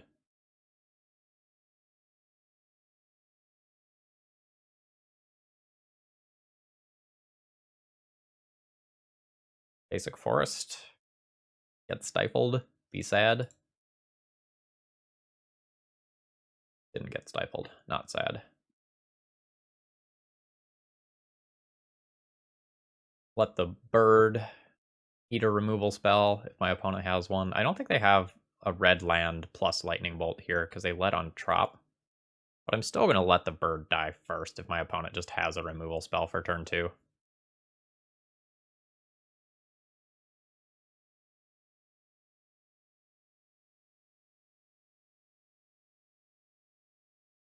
Alright. Well, walks into a lot of things, but it's very good if it resolves. Force of will, force of negation. Oh, it just worked. Man, I wish more of my Rug Delver games went like this.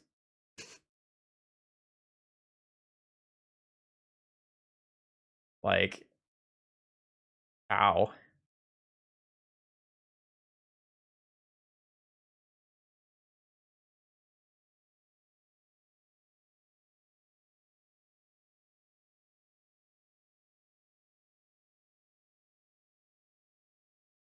So that's a nuisance. Maybe not the end of the world. So I have 4 total mana this turn. That can be Heliod plus Swords to Plowshares.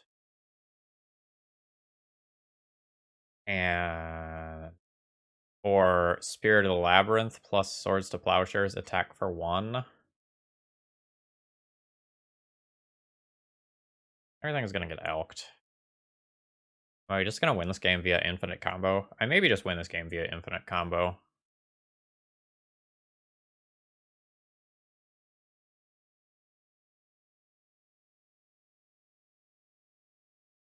I don't know, I really want the Spirit of the Labyrinth in play.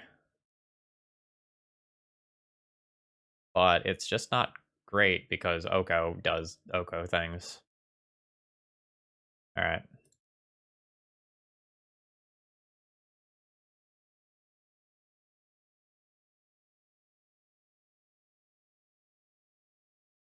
Then I'll hold up swords to plowshares. For mana efficiency reasons, I will probably just fire it off at an elk if my opponent doesn't play anything else on their turn.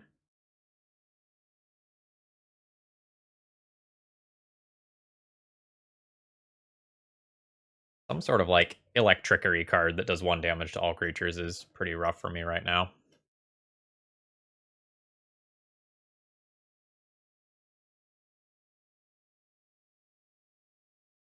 Oh, they're just taking one of my mana dorks? Okay.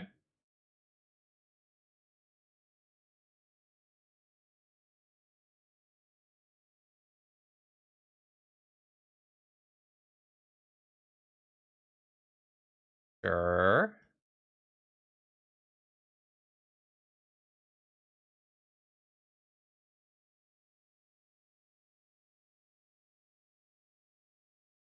Wait. This card is so good when you cast it at the beginning of the turn, and you get to, like, sculpt everything you're going to do around that card.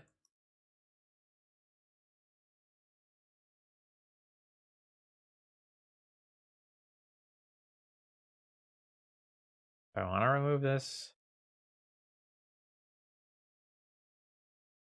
It's so not threatening right now. I think I just take 2.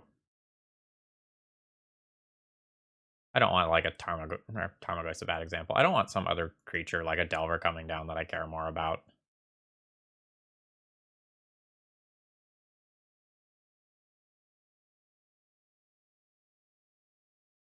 I'm gonna play an Elk.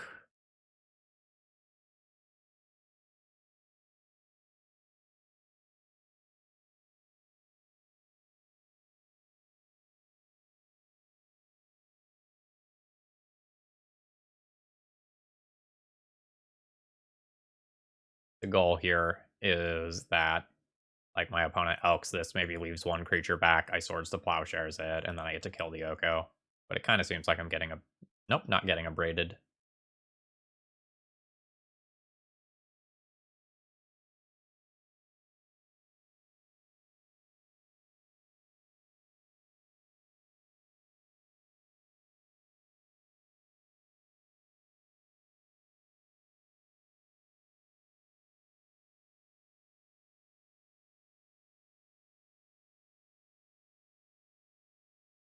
I mean, I guess.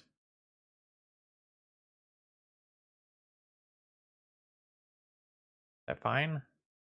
Or do I... No, that's fine. I can use a Walking Ballista to kill Noble Hierarch.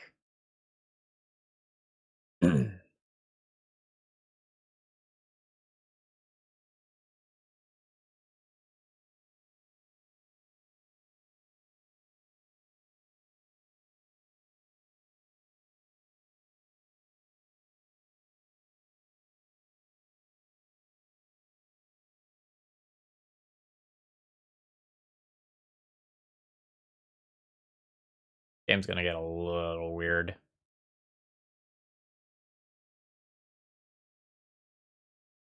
I can play a Walking Ballista for 1, attack with Spirit of the Labyrinth.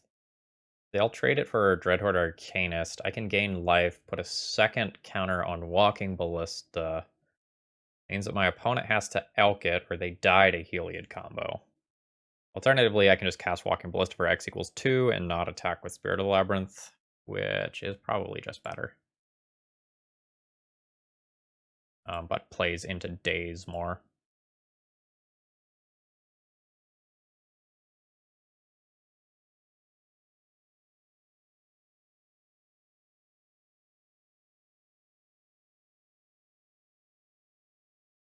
Yep.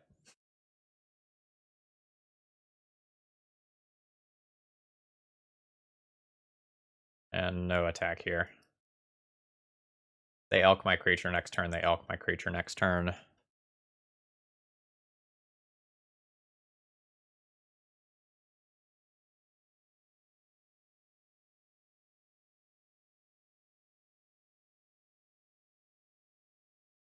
Alright. There's an elk. It attacks for 4, because they have my noble hierarch.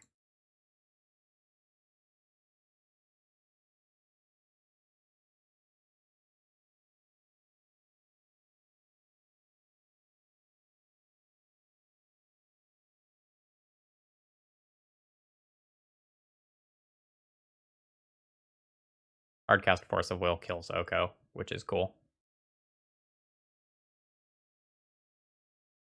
Alright. So now the question is, like, do I attempt to combo off next turn by leaving the second counter on it immediately, or do I just ping this and try to kill Oko? I think I ping it and try to kill Oko, because then I have time.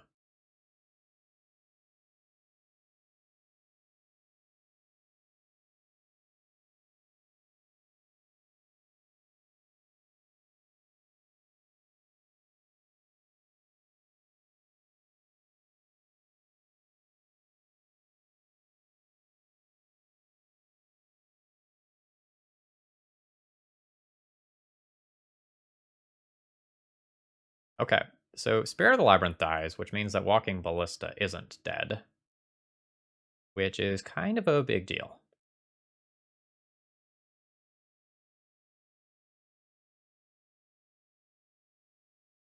Because I can rip a land, then put a counter on this. Actually, I can also just attack with it. Yeah, okay. I have a 4/4. You should have attacked first.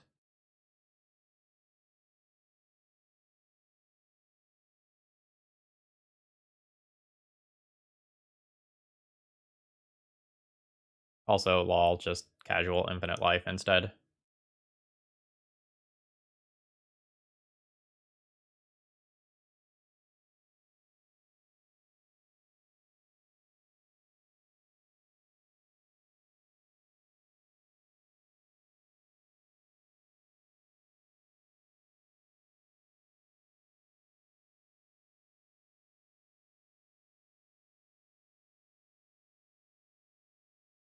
I don't know how we won.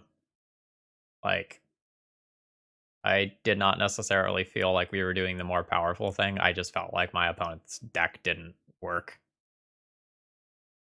I'll take that. We needed that after the rough start to this league. I don't have mana acceleration, but I think I keep this hand. Like, it has the infinite life combo and the walking ballista combo in hand. So I don't think I get to ship this. But again, the hands that don't have mana dorks feel so fair.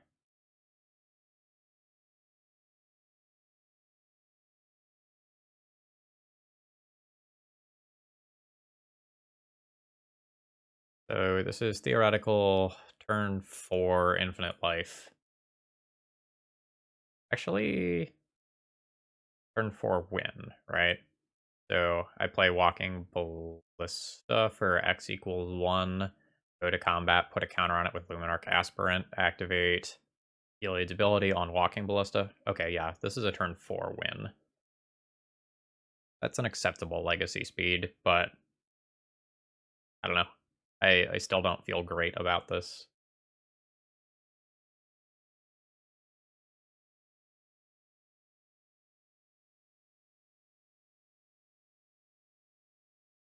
I kind of feel like we're a combo deck that loses to everything because like every sort of interaction is good against us.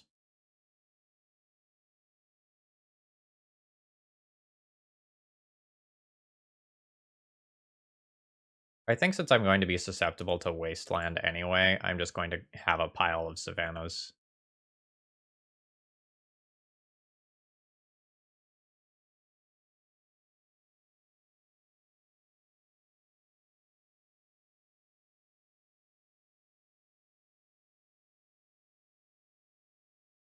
My opponent might have Swords to Plowshares here. They're thinking about this.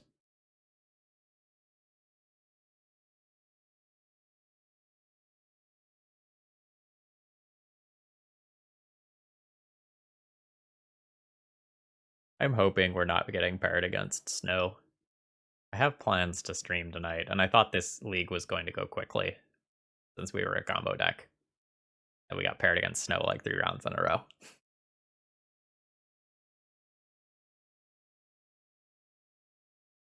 Oh, so we might be playing against, like, the Hull Breacher deck.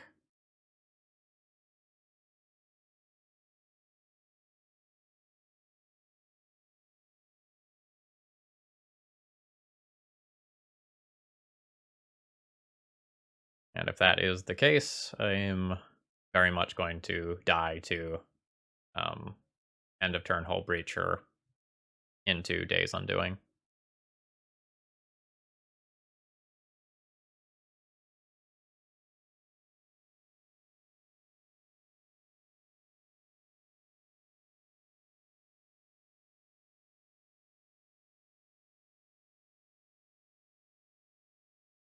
I guess we could still top deck a Spike Feeder to gain infinite life, but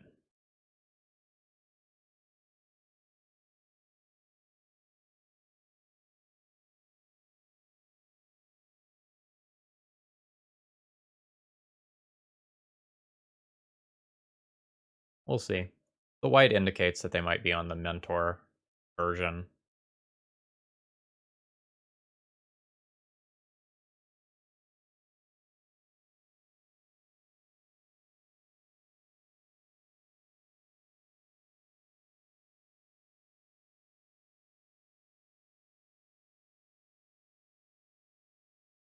Yep, so this is miserable.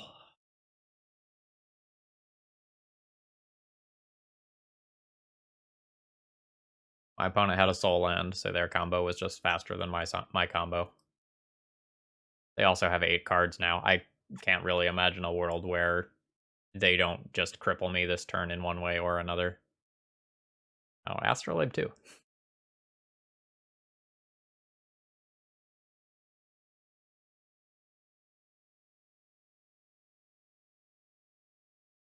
But like I'll make them put something into play that actually beats me. Since I do have top decks that basically win the game. Not literally, but basically.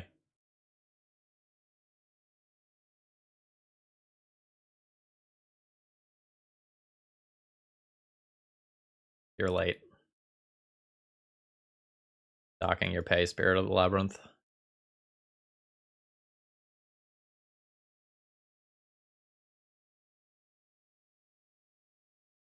My opponent had like 9 more mana to use and just didn't use it.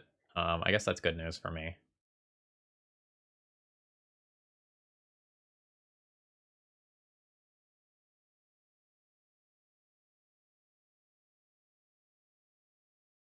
Just not willing to give up a treasure, huh? Okay.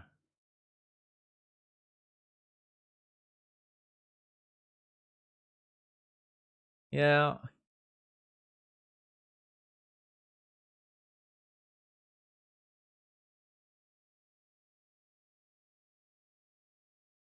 We're dead. But again, I can't concede because I have the potential to top deck something that wins me the game. Oh, honestly, that might be one of the most miserable things about this deck is like you're so far behind that you can't win with any combination of fair cards, but you have an unfair combo, so you can't concede. I'm dead next turn, so I only have to take 1 draw.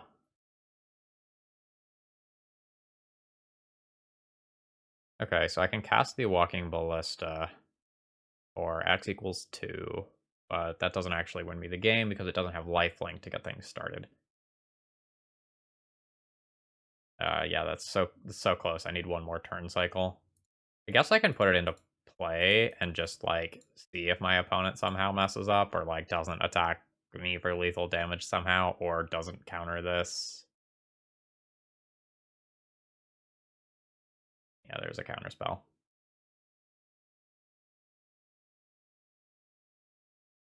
All right, we're dead.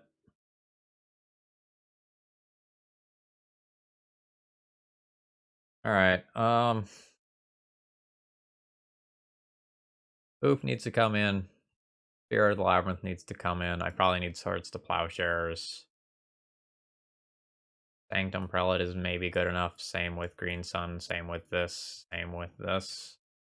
These are the pile of things that I'm going to be thinking about. I don't think I want you. I'm thinking about boarding in enough cards that I probably have to shave these.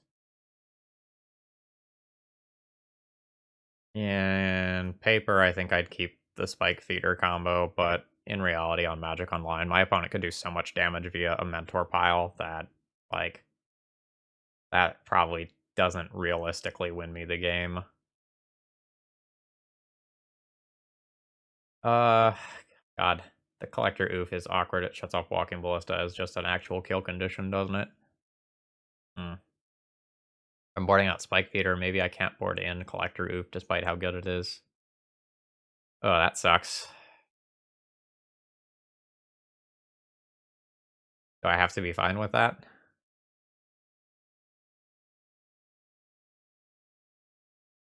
I'll shave one of those. If I don't board in Oof, I don't board in Green Sun, and then I also probably don't board in Night of Autumn. Yeah, alright. Jeez, that's really awkward that I don't want Oof here. This hand has a Spirit of the Labyrinth, so I think I need to keep it.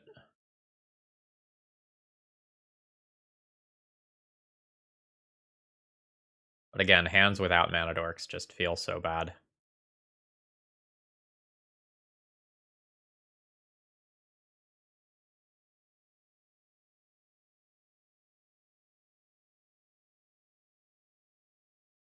The hand's slightly better now, but I still don't feel like this is a hand that is going to win.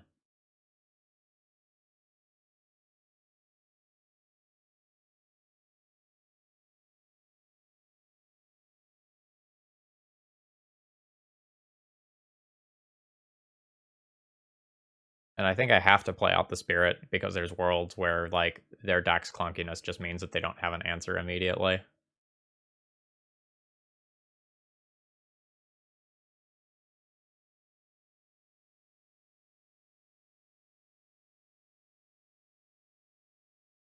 I'm dead if this doesn't resolve. Not immediately, but I will lose to this card because I can't check it with the stuff that I have in hand.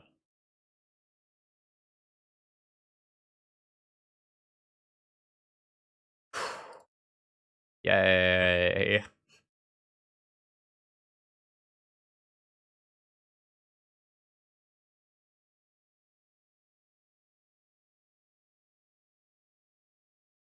Still not really in fantastic shape. But we've jumped over the first hurdle. Like, we're allowed to play a game of Magic.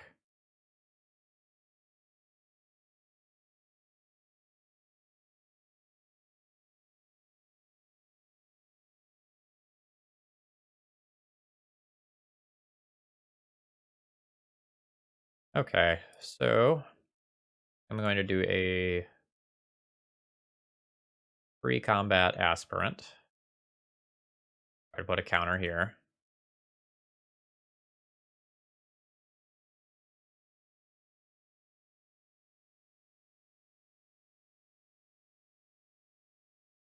Send this in. See if this or aspirant eats a removal spell.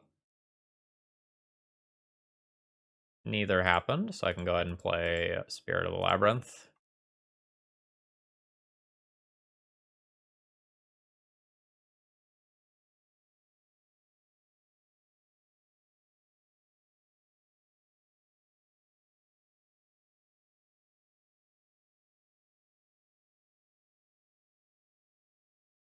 At this point, my position is okay if Spirit resolves. Eh. And still pretty bad if it doesn't. My opponent's down to 3 cards, but I have 2 basically dead cards in hand. It's not actually true, but it's close to true.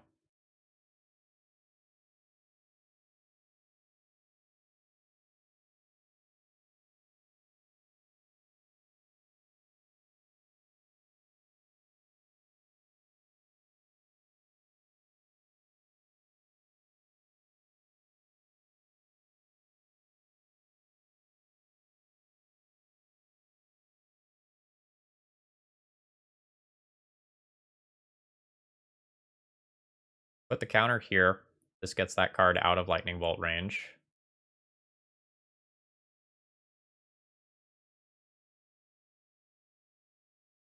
We're just going to attack with Skyclave here. We're not going to try to push one more damage with Luminarch Aspirant. Because if I do, and my opponent has, like, say, Swords to Plowshares to remove this, then they get a 2/2 that blocks my Luminarch Aspirant, and my entire board of creatures is gone. Now this turn, or this time, we'll put that counter on Aspirant. Because next turn, Aspirant can attack in and play around another creature.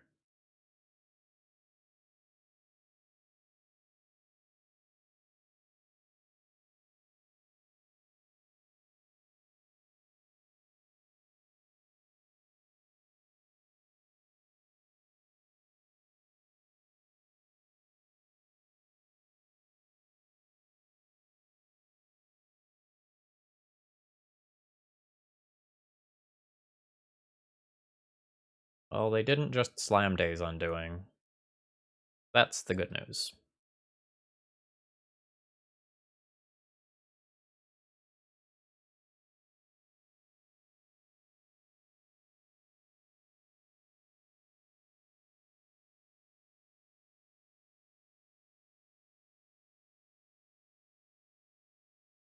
Oko. When do I cast this?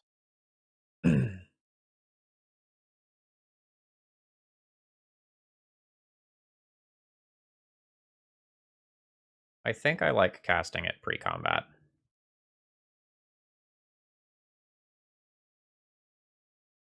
There are some times where, like, it can lead to some pretty massive blowouts. Or if it leads my opponent to tapping a bunch of their mana so that it's harder for them to blow me out in combat with a couple Hull Breachers or something, that's good too. Classic. 4 mana for a Spirit of the Labyrinth.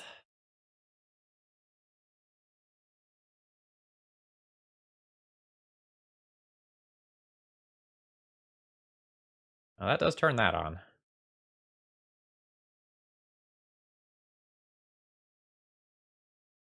Here? Here? Maybe here. I think I'm willing to trade a Hull Breacher for it at this point.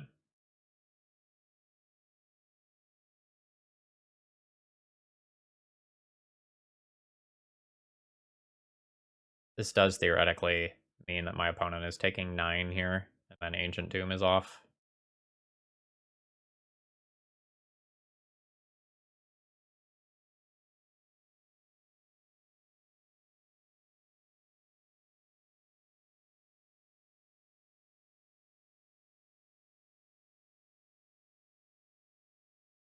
Okay, things are just working. That's cool.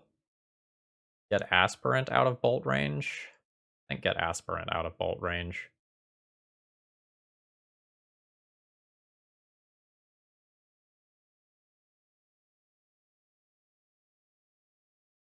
My opponent didn't really do anything this game. Like, they removed one of our creatures, they forced one of our spells, they played a Hull Breacher, and that was it. Like, if they had something else, like a Mentor or a Planeswalker, I fall really behind there.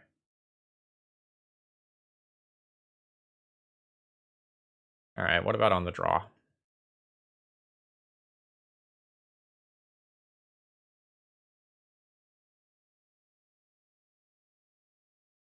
Still don't really think I can play the oof. It's a little better on the draw.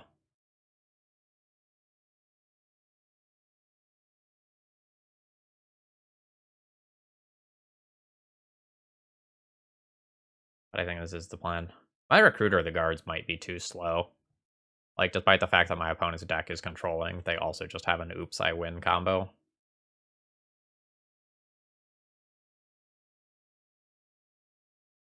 Yeah, is Recruiter not fast enough?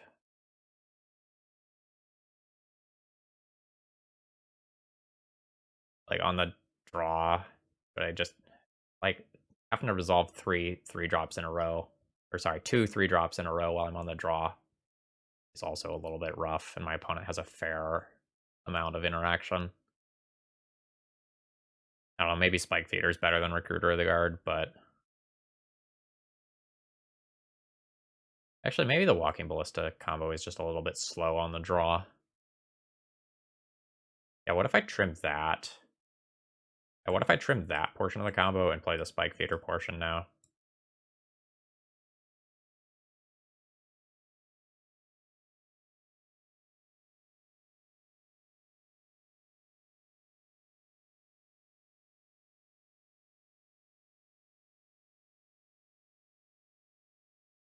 But if my opponent just like makes me click through this and doesn't concede to it, I don't know that this actually wins on Magic Online because, you know, Mentor does a stupid amount of damage.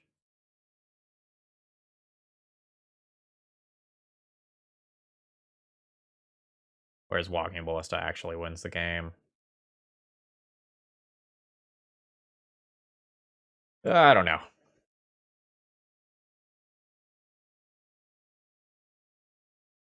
I have a Walking Ballista to tutor for. Mulligan.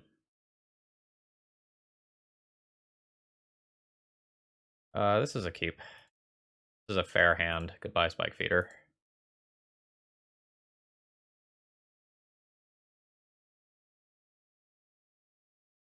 I'm gonna be bad against, I think, both removal and counter spells this game. Like, the Sanctum Prelate is kind of a huge deal with this hand. Hello, Spike Feeder. Welcome back.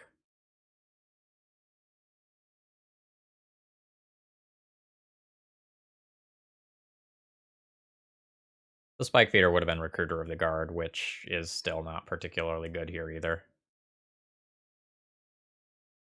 Alright, so I need this Sanctum Prelate to resolve quite badly. Otherwise, I'd probably just lose. Alright. By cantrips. You're telling me there's a chance.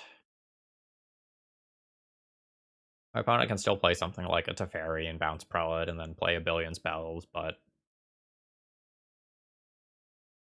I might get to Mize one here.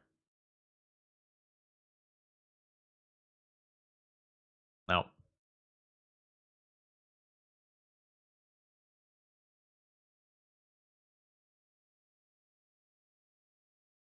I mean, they had to draw a counter spell for, like, me to not fuck.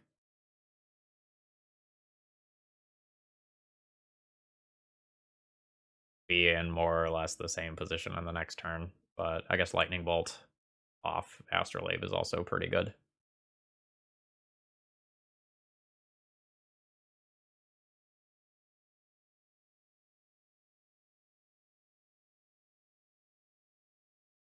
Alright, so we try it again.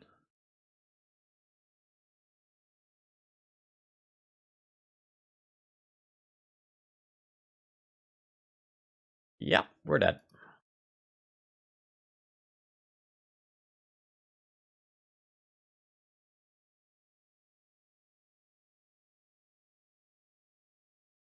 What a brutal sequence. Like, Teferi, bounce the thing that you probably only have 2-ish answers to in the deck. Plus 1-drop removal spell, so I can't play around days, plus the days. Yeah, it doesn't take very many spells for me to just be dead this turn.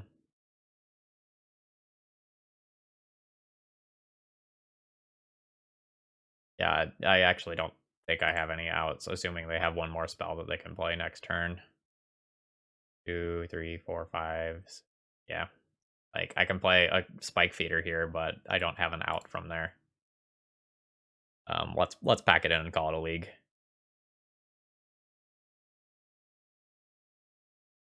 Alright. Thoughts on the deck. It was bad. That's okay, but it was bad. Essentially, this deck's bad against everything. And I mean that in a general sense.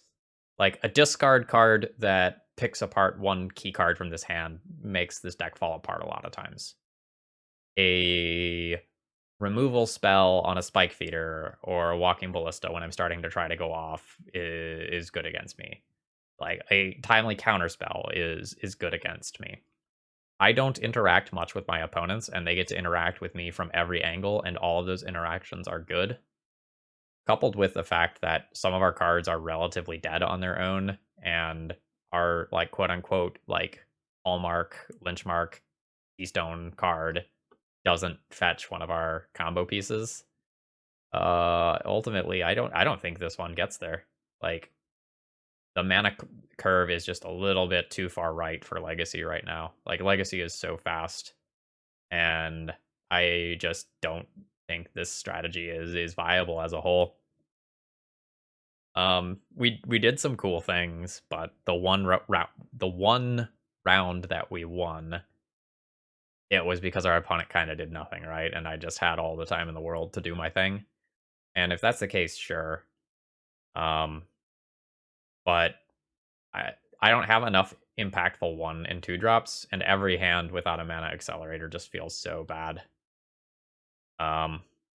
If I were to play this again, I would probably play 2 Birds of Paradise.